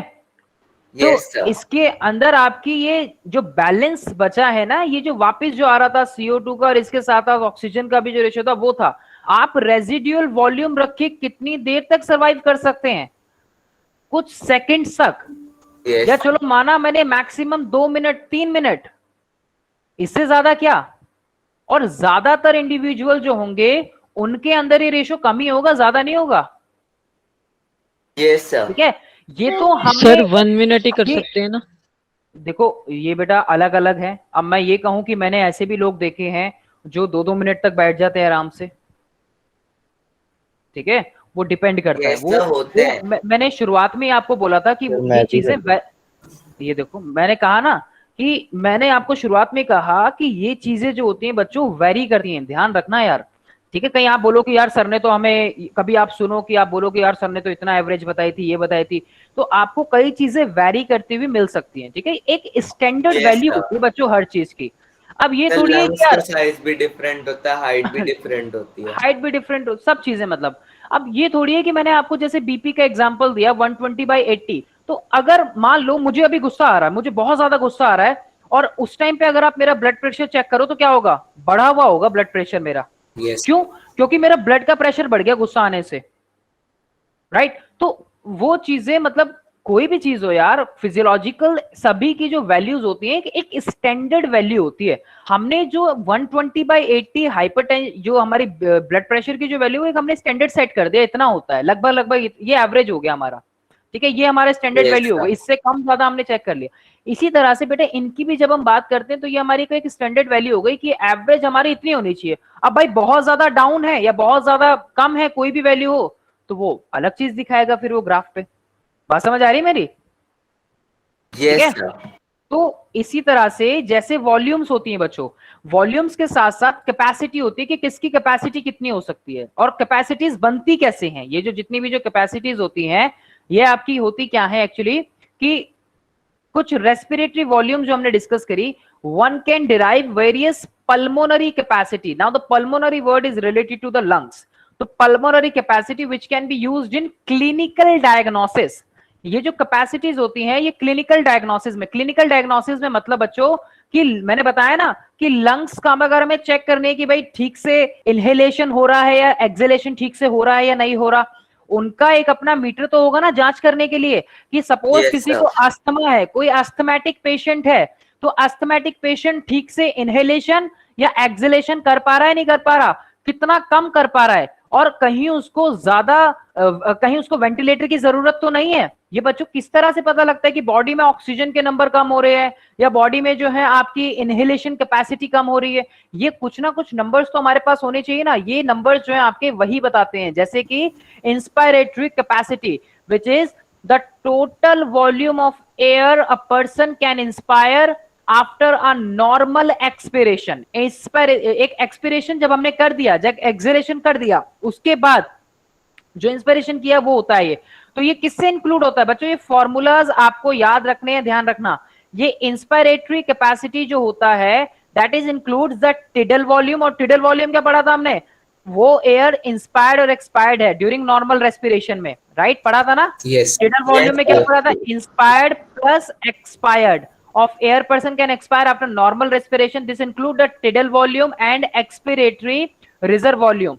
तो ये आप भाई ये तो कंटिन्यूसली चल ही रहा है सबका, उसके साथ साथ राइट, ये दोनों में सेम ही है फॉर्मूला, दोनों के दोनों फॉर्मूला सेम है, सिर्फ फर्क क्या है नाम का, एक्सपिरेटरी और दूसरा हो गया इंस्पिरेटरी। दोनों फॉर्मूला देखो जरा सर, ईआरवी और आईआरवी मतलब क्योंकि एक्सपिरेटरी इंस्पायरेटरी रिजर्व वॉल्यूम पढ़ा था ना बच्चों अभी हमने, आईआरवी, उसमें इंस्पायरेटरी के लिए इंस्पायरेटरी वाला यूज हुआ और एक्सपायरेटरी के लिए एक्सपायरेटरी, ऑपोजिट हो गया, ठीक है। वही चीज मैं यहाँ पे बताना चाह रहा हूँ, एक दूसरे के थोड़ा सा ऑपोजिट हो गया, ये हो गया एक्सपिरेटरी रिजर्व वॉल्यूम, ठीक है बच्चों। इन वॉल्यूम से ही ये कैपेसिटी बन रही है या नहीं, बताओ जल्दी से। यस सर, वॉल्यूम से ही कैपेसिटीज बन रही है, ठीक है। और ये क्या हो गया, एक्सपिरेटरी रिजर्व वॉल्यूम, ठीक है। ये तो आप समझ ही जाओगे आगे, एक्सपिरेटरी रिजर्व वॉल्यूम, ठीक है, ये हमारी बन गई थी। तो ये आपका हो गया, एक person can inspire after normal expiration, this include the tidal volume, inspiratory reserve volume, ये tidal volume plus expiratory reserve volume, यानी कि ये हो गया आपका ईआरवी। उसके अलावा एक होती है वाइट, हाँ बेटा अभी आ रहे पीछे, अभी दोबारा आऊंगा पीछे, रुक जा, हाँ एक मिनट रुक जाओ। Vital capacity. Now, what is vital capacity? बच्चों, maximum volume of air a person can breathe in after a forced expiration. Maximum number या maximum volume of air person can breathe in after forced expiration. अब ये जो include होता है जब आपने forcefully expiration कर दिया, तो फोर्सफुली जब बाहर आपने छोड़ा, बाहर आपके छोड़ने के बाद एक तो आपका डेफिनेटली एक्सपिरेटरी रिजर्व वॉल्यूम उसमें इंक्लूडेड होगा, होगा नहीं होगा, उसके अलावा टिडल वॉल्यूम तो आपका कंटिन्यूअसली काउंट हो रहा है, इंस्पायरेटरी और एक्सपायरेटरी, उसके अलावा आपका IRV होगा, उसके अंदर इंस्पायरेटरी रिजर्व वॉल्यूम कितना है, ये तो होगा ना। तो ये वाइटल कैपेसिटी, फॉर्मूला ध्यान रखना, तीन चीजों से मिलकर बन रहा है वाइटल कैपेसिटी, TEI, यानी कि आपका टिडल वॉल्यूम हो गया, इंस्पायरेटरी रिजर्व वॉल्यूम हो गया, और इंस्पायरेटरी रिजर्व वॉल्यूम हो गया। तो क्या क्या हो गया इसमें, T plus E plus I, ठीक है। फिर आगे आपका tie, that's very good, tie हो गया, टाई हो गया, tie tie tie tie tie tie बना नहीं यार, टी बोल सकते हैं, T sir T sir I को आगे करके सर आई को पहले टाई बन जाएगा, क्या कर सकते हैं सर आई और ई की टाई बन जाएगा। हाँ यस सर, TIE टाई बन जाएगा, ये हो जाएगा। अरे वेरी गुड यार। सर जो चलो बहुत ERV है सर, उसको हम सर जैसे हम एक्सपायर जो हाँ। कर रहे हैं उसको तो माइनस में करेंगे ना, क्योंकि सर जितना हम हाँ हाँ हाँ Yes, हाँ, sir. ठीक है सर बिल्कुल। मतलब ये तो वो कर रहा है, बता रहे हैं ना कि कितना मैक्सिमम होती है जब हमने फोर्सफुली एक्सेलेरेशन किया, एक्सेलेरेशन करने के बाद, हमने क्या फोर्सफुली इंस्पिरेशन भी किया। कहाँ पे बेटा इसमें वो यस सर, वाइटल कैपेसिटी में। देखो, जब हम फोर्सफुली की बात कर रहे थे इंस्पिरेशन की, तब हम एक्सपिरेटरी कैपेसिटी के बारे में बात कर रहे थे कहीं ना कहीं। यस सर, ठीक है, can expire after a normal inspiration, ये नॉर्मल था, वैसे फोर्सफुली नहीं होता इसमें, लेकिन हम काउंट कर लेते हैं उसको फिर वैसे, लेकिन आप इसको नॉर्मल ही बोलना, ठीक है। Yes sir. तो वाइटल कैपेसिटी में आपकी तीन चीजें आती हैं, टाई यानी कि आपका ERV, TV और IRV। फिर आती है टोटल लंग कैपेसिटी। अब टोटल में तो देखो सारी चीजें आ जाएंगी, नाम से ही पता लग रहा है टोटल। तो total volume of air accommodated in the lungs at the end of forced inspiration, ठीक है। फोर्स इंस्पिरेशन के बाद, अब ये किस किस चीज से इंक्लूड होगा, जब आपने फोर्सफुल इंस्पिरेशन किया भरा, तो इसके अंदर आपकी रेजिडुअल वॉल्यूम कुछ ना कुछ बचेगी डेफिनेटली, लंग्स के अंदर कुछ ना कुछ ERV होगा जब आपने उससे पहले छोड़ा होगा, expiratory reserve volume. Tidal volume तो आपकी सब में पता ही, क्योंकि नॉर्मल इंस्पिरेशन और एक्सपिरेशन हो ही रहा है। और IRV जो होगा आपका, हाँ। और अब ये चीजें देखो, RV, ये आपने किस में पढ़ा, आपका जो था IRV, जो आपके ये सारी चीजें जो आपकी किसमें आ गई, आपका RV हो गया, ERV हो गया, TV हो गया एंड IRV हो गया, ये सारी हमें टोटल लंग कैपेसिटी के अंदर देखने को मिलती है। अब देखो जरा इसमें सीधा सीधा हम रिजर्व्ड वॉल्यूम में पूरा वाइटल कैपेसिटी को प्लस कर, देखो इसमें देखो जरा, अरे क्या हो गया इसको, एक मिनट, चल नहीं रहा है, एक मिनट।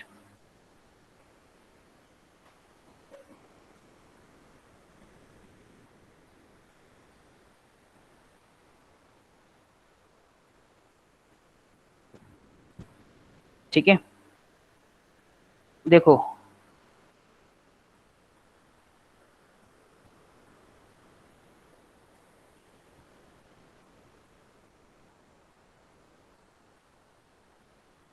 सबको याद हो गई वॉल्यूम, निमोनिक क्या बना सर, टायर भी तो लिख सकते हैं। अरे यार देखना, इतना प्यारा सा लाया हूं तेरी टी से टिडल वॉल्यूम, ई से एक्सपायरेटरी रिजर्व वॉल्यूम, आर से रेजिडुअल वॉल्यूम और आई से इंस्पायरेटरी रिजर्व वॉल्यूम। कितनी बोली थी, 500 ml बोली थी हमने, 500 ml। ERV कितनी बोली थी, 1000 to 1100 ml थी, ठीक है जी। और रेजिडुअल वॉल्यूम कितनी बोली थी, अप्रोक्स 1200 ml। यस सर, और ये 1000 हो गई, 1200 ml, ठीक है।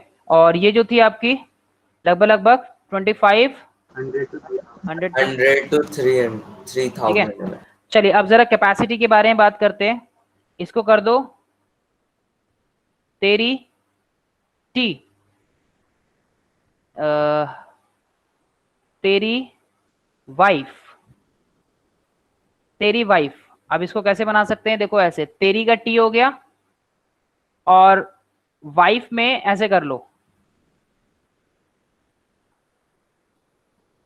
ठीक है, तेरी वाइफ, राइट। अब देखो जरा, टी से टोटल लंग, एक मिनट, कैपेसिटी, उसके बाद वी वाइटल कैपेसिटी, उसके बाद आई, क्या था आई? अरे बोलो आई क्या था?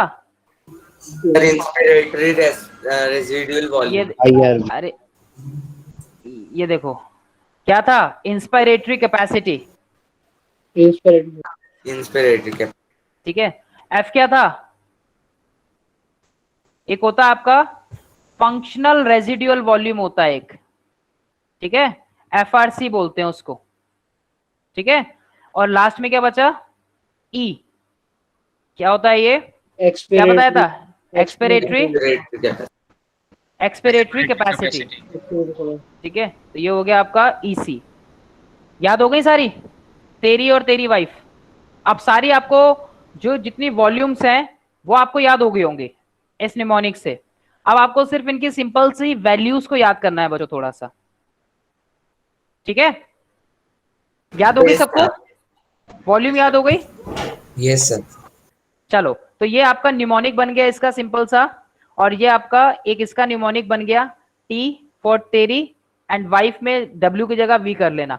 एक बच्चों एक छोटा सा चार्ट लेके आऊं मैं आपके लिए, ग्राफ आपको समझाने के लिए। This is called spirometer.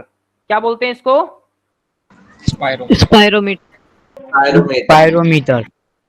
बच्चों मैं आपको बता रहा था ना कि कोई हमारे पास चार्ट तो होना चाहिए समझाने के लिए, मतलब कि जो Yes, हम sir. देखें कि, तो बच्चों आपको एक चीज समझ आ रही है? देखो जरा ध्यान से कि लंग कैपेसिटीज एक तरफ है और लंग वॉल्यूम एक तरफ है। तो ये जब हम एक्सेलेरेशन करते हैं, जब हम इंस्पायरेटरी रिजर्व वॉल्यूम हमारी, आपको आप जरा इसको देखो चार्ट को, मैं चाहूंगा कि इसको आप ही समझे, जरा ध्यान से देखें आप लोग इसको ध्यान से कि ये क्या बताना चाह रहा है हमें। ये आपको इनहेलेशन और एक्सेलेरेशन के बारे में बता रहा है और डिफरेंट वॉल्यूम्स बता रहा है। और ये जो मैं आपको बात कर रहा था एफआरसी की, फंक्शनल रेजिडुअल कैपेसिटी, एक इसके अंदर आपको ये भी देखने को मिल रही होगी, देख रही है? Yes sir. तो आप देख सकते हो कि जो आपकी टिडल वॉल्यूम है, टिडल वॉल्यूम के टाइम पे क्या हो रहा है? इनहेलेशन भी हो रहा है, एक्सेलेरेशन भी हो रहा है, इनहेलेशन भी हो रहा है, एक्सेलेरेशन भी हो रहा है, इनहेलेशन भी हो रहा है, एक्सेलेरेशन भी हो रहा है, चल रहा है ना दोनों? Yes sir. Yes sir. और दो जो हमने, हाँ, जो एवरेज वॉल्यूम देखी थी हमने, कितनी देखी थी? 500 ml। इसी तरीके से आपकी ये देखो किस तरह से एक्सेलेरेशन के टाइम पे, इनहेलेशन के टाइम पे कौन कौन सी कैपेसिटी आपकी होनी चाहिए। जब मतलब आप एक्सेलेरेशन कर, इनहेलेशन जब आप कर रहे हो, तो इनहेलेशन के टाइम पे आपकी जो इंस्पायरेटरी कैपेसिटी थी कितनी थी?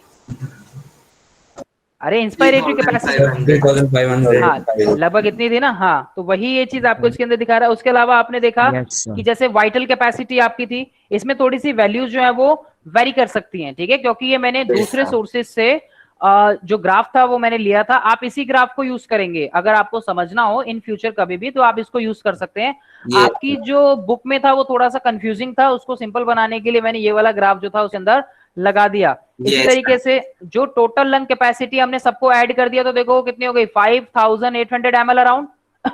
तो ये, हाँ, रेजिडुअल वॉल्यूम, जो रेजिडुअल वॉल्यूम मतलब जितना ऊपर गया उतना नीचे नहीं गया, क्योंकि रेजिडुअल वॉल्यूम थी। अब देखो रेजिडुअल वॉल्यूम में आपको ना तो इनहेलेशन मिलेगा ना एक्सेलेरेशन मिल रहा है। कुछ मिल रहा है यहाँ पे दोनों में से? नहीं आ रहा। क्यों? क्योंकि रेजिडुअल वॉल्यूम के टाइम पे हम ना तो इनहेलेशन करते हैं और ना ही एक्सेलेरेशन करते हैं। समझ आ रही है बात? तो ये आपकी इतनी वॉल्यूम जो है इसकी बची रहेगी। फिर एक्सपिरेटरी रिजर्व वॉल्यूम में देखो यहाँ पे जब आपने सब कुछ बाहर कर दिया, तो एंड ऑफ रिकॉर्ड में हमारा कितना आया यहाँ पे इनहेलेशन इसके टाइम पे, ठीक है।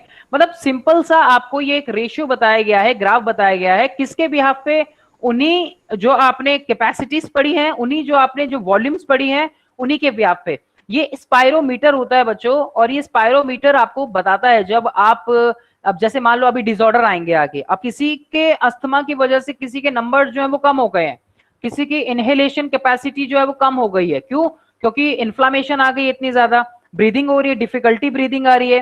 अब किसी को सपोज एम्फाइसीमा है, एम्फाइसीमा में क्या हो रहा है कि एल्वियोलर जो वॉल्स होती हैं वो डैमेज हो रही है उसकी, अब वो ठीक तरह से इनहेलेशन नहीं कर पा रहा है, प्रॉब्लम हो रही है, शॉर्टनेस ऑफ ब्रीथ देखने को मिल रहा है उसमें। क्यों? तो वो पता कैसे लगेगा कि भाई ब्रीदिंग ठीक से नहीं हो रही? तो कहीं ना कहीं ये जो ग्राफ होते हैं बच्चों, ये ग्राफ्स हेल्प करते हैं उन कैपेसिटीज को, उन वॉल्यूम्स को समझने में। ये बात समझ आई कि इनका यूज कहां पे होता है? Yes sir. चलिए, सबको समझ आई। हाँ बेटा। सर ये जो रेसिडुअल वॉल्यूम है सर, ये भी हर ब्रीथिंग मतलब सर एक बार अगर ब्रीथ करते हैं तो ये भी चेंज होता है कि मतलब सर ये स्टॉप की ये तरह स्टॉप की तरह है बेटा, ये स्टॉप की तरह, मतलब जो बचा रह गया। अब डिपेंड करता है ना बेटा कि ये तो एक एवरेज वैल्यू आ गई बेटा, ये एक एवरेज वैल्यू हमने ले ली। ये जो रेजिडुअल वॉल्यूम है ना बेटा, ये हमारी मैंने कितनी बताई थी, 1100 से 1200 ml है ना, 1200 ml बेटा, ये एवरेज वैल्यू आ गई। तो बेटा इट कैन बी वेरी, ये वेरी कर सकती है person to person. Yes sir. ठीक है, लेकिन हाँ इनहेलेशन और एक्सहेलेशन के टाइम पे नहीं, उसके बाद एक्सहेलेशन के बाद की है ये, और इनहेलेशन से पहले की। Okay sir. ठीक है, अब इसी को देखते हुए जो मैं आपको बात बता रहा हूं ना, मैं आपको बात बता रहा हूं इन कुछ डिसऑर्डर्स के बारे में। जैसे कि आप लोगों ने अस्थमा के बारे में तो बच्चों सुना होगा, सबने सुना है? यस। बताइए जरा। Yes sir. अस्थमा के बारे में सबने सुना है। देखिए बहुत कॉमन डिसऑर्डर है, लगभग अब मैं बात करूं तो इतना ज्यादा, मैंने क्यों पूछा कि सबने सुना है, क्योंकि लगभग 10 मिलियन केसेस जो होते हैं बच्चों अस्थमा के, 10 मिलियन केसेस पर ईयर आते हैं इंडिया में, per year in India record किए जाते हैं बच्चों। ये जो 10 मिलियन केसेस पर ईयर देखे जाते हैं। एयरवे जो होता है ना हमारा, पासेज जो होता है, एयरवे जो होता है, इन्फ्लेम्ड हो जाता है, वो स्वेल कर जाता है और प्रोड्यूस करता है एक्स्ट्रा म्यूकस। जो हमारा एयरवे होता है, क्या देखने को मिलता है इसके अंदर, हमारा जो एयरवे होता है यानी कि जो हवा का रास्ता होता है, वो हवा का रास्ता एयरवे क्या कर जाता है इसके अंदर, इन्फ्लेम्ड कर जाता है। क्या कर जाता है? इन्फ्लेम्ड कर जाता है। और इन्फ्लेम्ड कर जाता है इसका मतलब क्या हो जाता है उसके अंदर, स्वेल कर जाता है वो। सर इन्फ्लेम का मतलब क्या है? वही एक ही बात होगी, इन्फ्लेम मतलब नैरो या स्वेल्ड हो जाना एक तरीके से। ठीक है, वही हो गया। और ये स्वेल्ड और इन्फ्लेम्ड होने के साथ साथ ये आपका and produce extra mucus, extra mucus जो है वो बनाने लगता है। ठीक है जी। So asthma is a difficulty in breathing causing wheezing. Wheezing समझते हो? विस्लिंग साउंड आना चेस्ट से, वीजिंग समझते हो? वीजिंग नहीं समझता है कोई? तो ब्रीदिंग होने लगती है विथ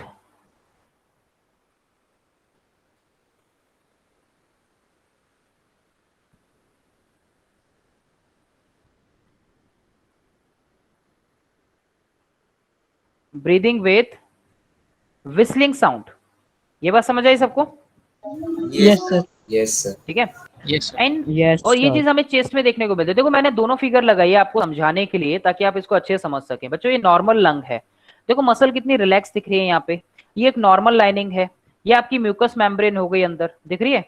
अब दूसरी तरफ जब आप इसको देखेंगे तो आपको यहाँ कैसा देखने को मिल रहा है बच्चों, ये एक नॉर्मल अमाउंट ऑफ म्यूकस यहाँ पे बनता है, एक नॉर्मल लंग्स की जब हम बात करते हैं, एक नॉर्मल लंग की।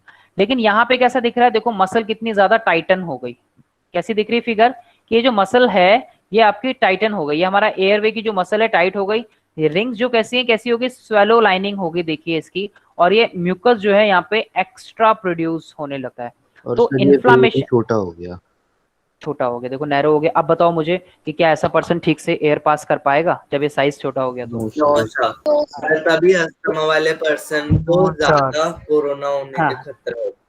बिल्कुल। तो इन्फ्लामेशन ऑफ, के बाद भी correct, inflammation of bronchi and bronchioles. Bronchi और ब्रोंकियोल्स में जो है आपके ये इन्फ्लामेशन, इन्फ्लामेशन मतलब स्वेलिंग, इन्फ्लामेशन मतलब स्वेलिंग आना, तो ये स्वेल करने लगते हैं। देखो स्वेल कर गए ना, ये किस तरह से दिख रहा है ये?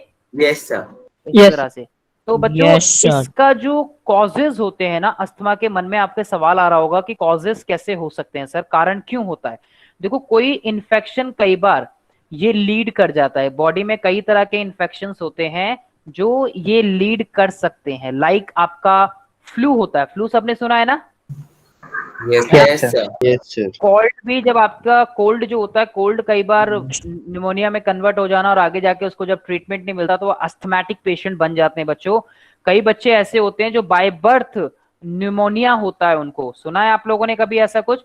तो उनको कई बार एक आगे जब वो एक क्रॉनिक डिजीज बन जाती है तो क्रॉनिक डिजीज बनने के बाद वो परमानेंट अस्थमैटिक पेशेंट हो जाते हैं। आपने देखा होगा कि कई लोग पंप लेके चलते हैं अपने साथ, कभी सुना है पंप लेके? कभी आपने मूवीज में देखा हो, सीरियल्स में देखा हो, तो वो बेटा अस्थमैटिक पेशेंट एकदम से तेजी से इसको ठीक करके कुछ शॉर्ट टाइम पीरियड के लिए जो है वो अपने उस एयर पैसेज को ठीक कर देते हैं, शॉर्ट टाइम पीरियड के लिए मेडिसिन वगैरह से, उसकी हेल्प से। ये कंडीशंस हमें इसमें देखने को मिलती है। उसके अलावा जो एलर्जेंस होते हैं, कई एलर्जीज भी जो होती हैं, कई लोगों को एलर्जीज होती है बच्चों। एलर्जीज किससे होती है? कई लोगों को जैसे पॉलन ग्रेन से एलर्जी होती है। सुना है पॉलन ग्रेन्स के बारे में? पॉलन ग्रेन पढ़ाऊंगा ना, जब बताऊंगा, जब पॉलन ग्रेन पढ़ाऊंगा सेक्सुअल रिप्रोडक्शन में, तब पढ़ाऊंगा। एलर्जीज हो गई इससे। बच्चों कई लोग स्मोक करते हैं, स्मोकर्स जो होते हैं वो भी, उनको भी पॉल्यूशन दिक्कत हो सकती है। बच्चों हम लोग ऐसे अर्बन एरियाज में रहते हैं जहाँ पे पॉल्यूशन ज्यादा है, और आप जानते हो भारत में पॉल्यूशन का लेवल कितना ज्यादा है। ये चीज तो आप एग्री करते हो, नहीं करते सब? इसलिए बच्चों भारत में जो इतने ज्यादा केसेस देखने को मिल रहे हैं, एक तो पॉल्यूशन उसका एक मेजर रीजन है, दूसरा भारत में ज्यादातर लोग जो है वो स्मोक करते हैं, इंक्लूडेड फीमेल्स, ध्यान रखिएगा। तो इसलिए अस्थमा के केसेस जो हैं वो इतने ज्यादा बढ़े हुए देखते हैं। ठीक है, ये थोड़ी सी बेसिक जानकारी, मुझे लगा कि ये थोड़ी सी बेसिक इन्फॉर्मेशन आप लोगों तक पहुंचनी चाहिए। आप हमारे आने वाले यूथ हैं, जिससे कि आप अवेयर रहें, आप इन सब चीजों से अवेयर रहें कि ये चीजें क्या क्या कर सकती हैं, स्लो करती हैं, पता नहीं लगता, लेकिन ध्यान रखें बच्चों। अगली डिजीज की जो हम बात करते हैं, एम्फाइसीमा। हाँ बेटा बोलो। सर अस्थमा का कोई परमानेंट सॉल्यूशन होता है?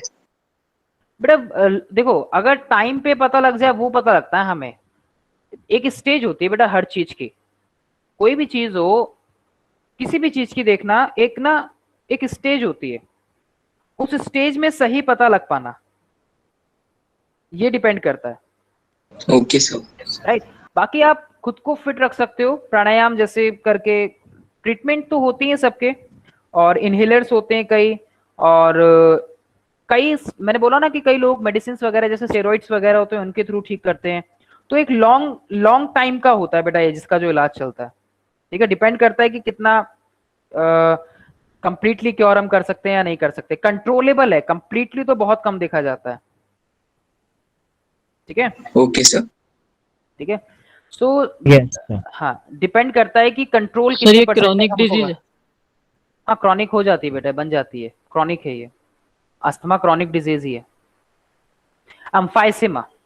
Emphysema, another disorder which is related to the respiratory tract, is a chronic disorder in which alveolar walls are damaged, due to which respiratory surface is decreased. क्या होता है इसके अंदर? respiratory surface जो है वो क्या होती है? डिक्रीज हो रही है। yes sir, डिक्रीज हो जाती है। देखो जरा, ये एक हेल्दी एल्वियोलाई है। आप अगर अपने लंग्स देखोगे, हम अपने लंग्स देखें, तो हमारे लंग्स ऐसे दिखेंगे, एकदम क्लीन। हो सकता है कि इतने क्लीन ना दिखे, इतने रेडिश ना दिखे। कभी आप लोग देखना, आप लोग स्मार्टफोन चलाते हो, एक हेल्दी लंग्स देखना और एक हेल्दी लंग्स देखना, और उनमें आपको एकदम पिंकिश लंग्स जो है वो दिखेंगे, बहुत सुंदर पिंक कलर के।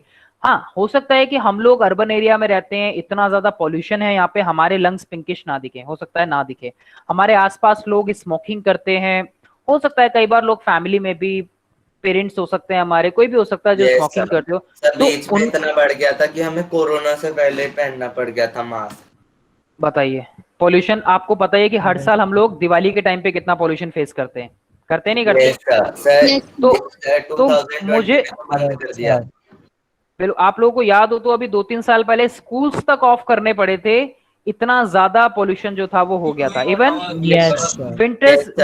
विंटर्स के टाइम पे भी कई सिचुएशंस देखी जाती हैं बच्चों। आपने देखा होगा कि जो अब तो कम है ना किसके सर, मतलब जो पॉल्यूशन, या फिर अब भी है उतना? पॉल्यूशन तो आजकल तो कम है। क्यों? क्योंकि जो ऑटो जो लेवल कम हो गया है एक्चुअली। जो आपका जो अभी ट्रांसपोर्ट नहीं चल रहा ना बेटा इतना ज्यादा, लॉकडाउन की वजह से। हाँ, अरे लास्ट ईयर 2020 में जो रिकॉर्ड किया गया था पॉल्यूशन का लेवल, इतना कम था पूरे इंडिया में, क्योंकि 2 महीने सब कुछ बंद था। और आप लोग पहली वेव आई थी उस टाइम, एक करेक्ट, और ये चीज हमने खुद, हाँ करेक्ट, ये हम सबने खुद फील किया था कि कितना क्लीन हमें एनवायरनमेंट दिख रहा था, कितना ज्यादा क्लीन। इवन बर्ड्स वगैरह की जो चिरपिंग होती है वो हमारे घरों तक पहुंच रही थी बहुत आसानी से, जो कभी सुनने को मिलती नहीं है। तो वो चीजें हमने देखी, पॉल्यूशन कम होने की वजह से, ट्रांसपोर्ट कम यूज होने की वजह से वो सारी चीजें देखी गई। तो ये एक हेल्थी इंडिविजुअल के लंग्स हैं बच्चों।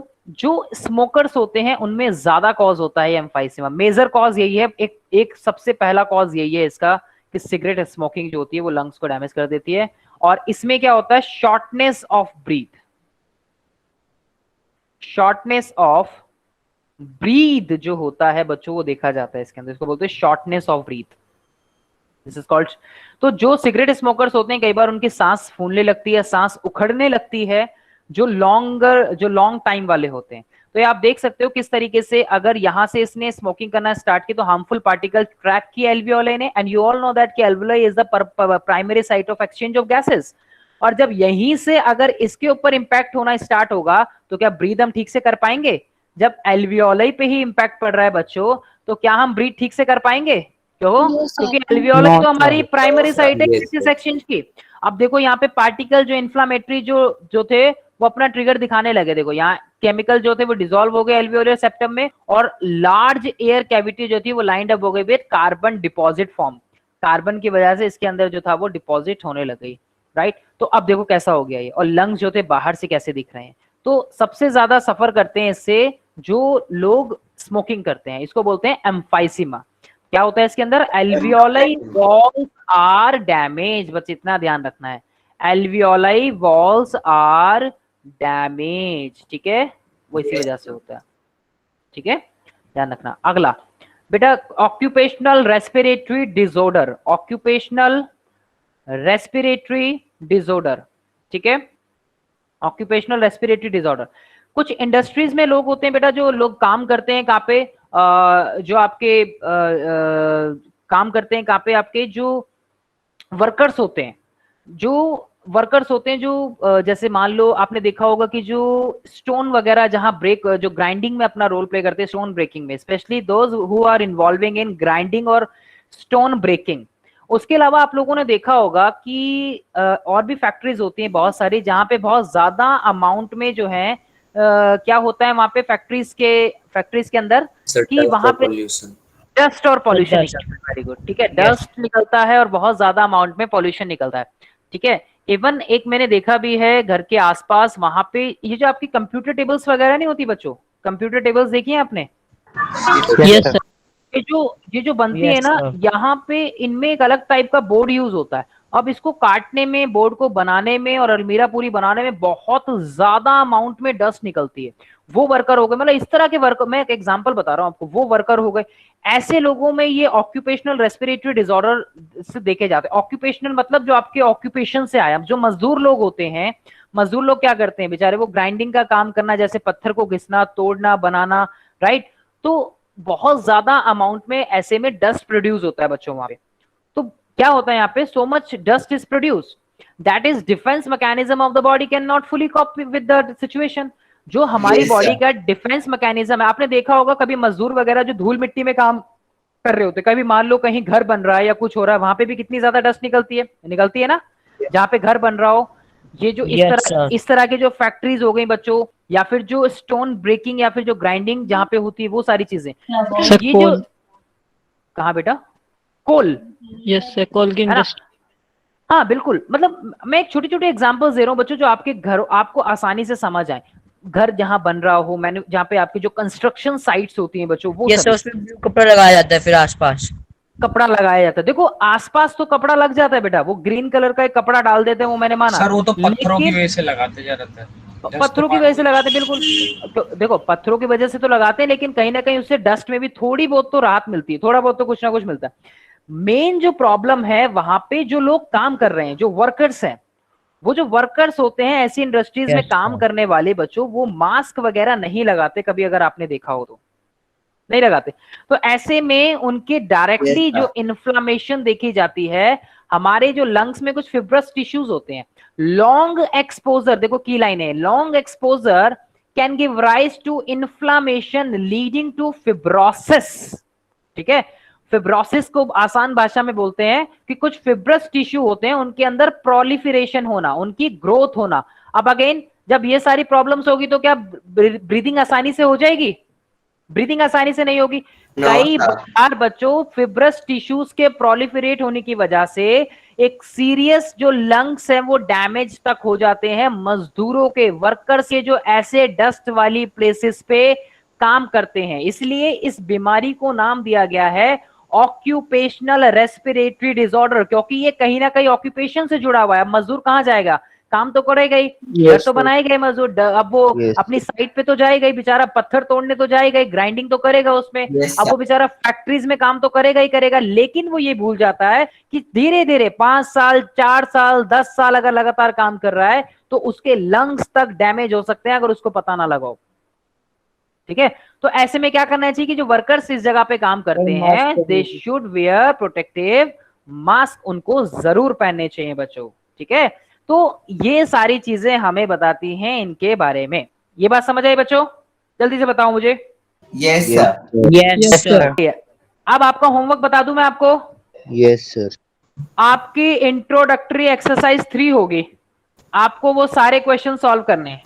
ठीक है, okay sir. Okay sir. Okay sir. Okay sir. और किसी को भी स्क्रीनशॉट लेने की जरूरत नहीं है, आपको नोट्स मिल जाएंगे आपके। ठीक है, यस सर।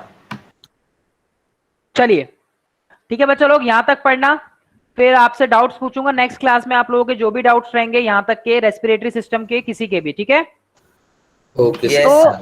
अगली Okay, क्लास sir. में जो हम लोग स्टार्ट करेंगे बच्चों, नेक्स्ट क्लास में हम लोग स्टार्ट करेंगे किसको? नेक्स्ट क्लास में हम लोग स्टार्ट करेंगे बच्चा लोग ट्रांसपोर्टेशन।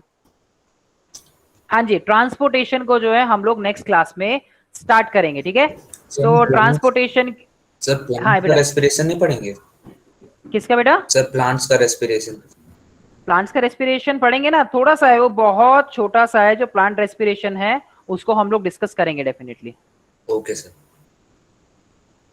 ठीक है, तो बच्चा लोग आज के लिए डैमेज होता है जो हमने लास्ट केस में पढ़ा था वैसा वाला है, फिर कोई और टाइप का होता है? किस टाइप से मतलब बेटा दोबारा पूछो। डैमेज सर यहाँ पे मतलब कौन से टाइप का होता है? जो हमने लास्ट केस में पढ़ा था वैसे लंग डैमेज होता है स्मोकिंग के केस? हाँ बेटा लंग, हाँ जैसे लंग, हाँ बिल्कुल, आपके एल्वियोलाई डैमेज हो सकती हैं। ठीक है, आपके जो लोब्स हैं वो डैमेज हो सकते हैं, कोई स्पेसिफिक लोब डैमेज हो सकता है। ठीक है, बोथ लोब डैमेज हो सकते हैं, तीनों लोब डैमेज हो सकते हैं, डिपेंड करता है बेटा। Okay sir. ठीक है, आप लोग इन सब चीजों के बारे में पढ़ना बच्चों, और सेल्फ स्टडी करना, उसके बाद आगे नेक्स्ट क्लास में कुछ और नई चीजें आप लोगों के लिए लेके आता हूँ। ठीक है, ओके सर, थैंक यू चलिए, sir. so all the best to all of you, take care, bye bye, I hope you all Good enjoyed the afternoon, session. sir. Good Bye, afternoon sir. to all Thank of you, you. sir. Bye bye, Thank take you, care to all of sir. you. Bye bye. Good evening, sir. Bye bye. Bye, sir. Good evening to all of you. Good evening. Thank you, Thank you, sir. sir. Good evening, everyone. Bye. Good evening. Good evening. Good evening, sir. Bye, sir. Bye, everyone. Good evening.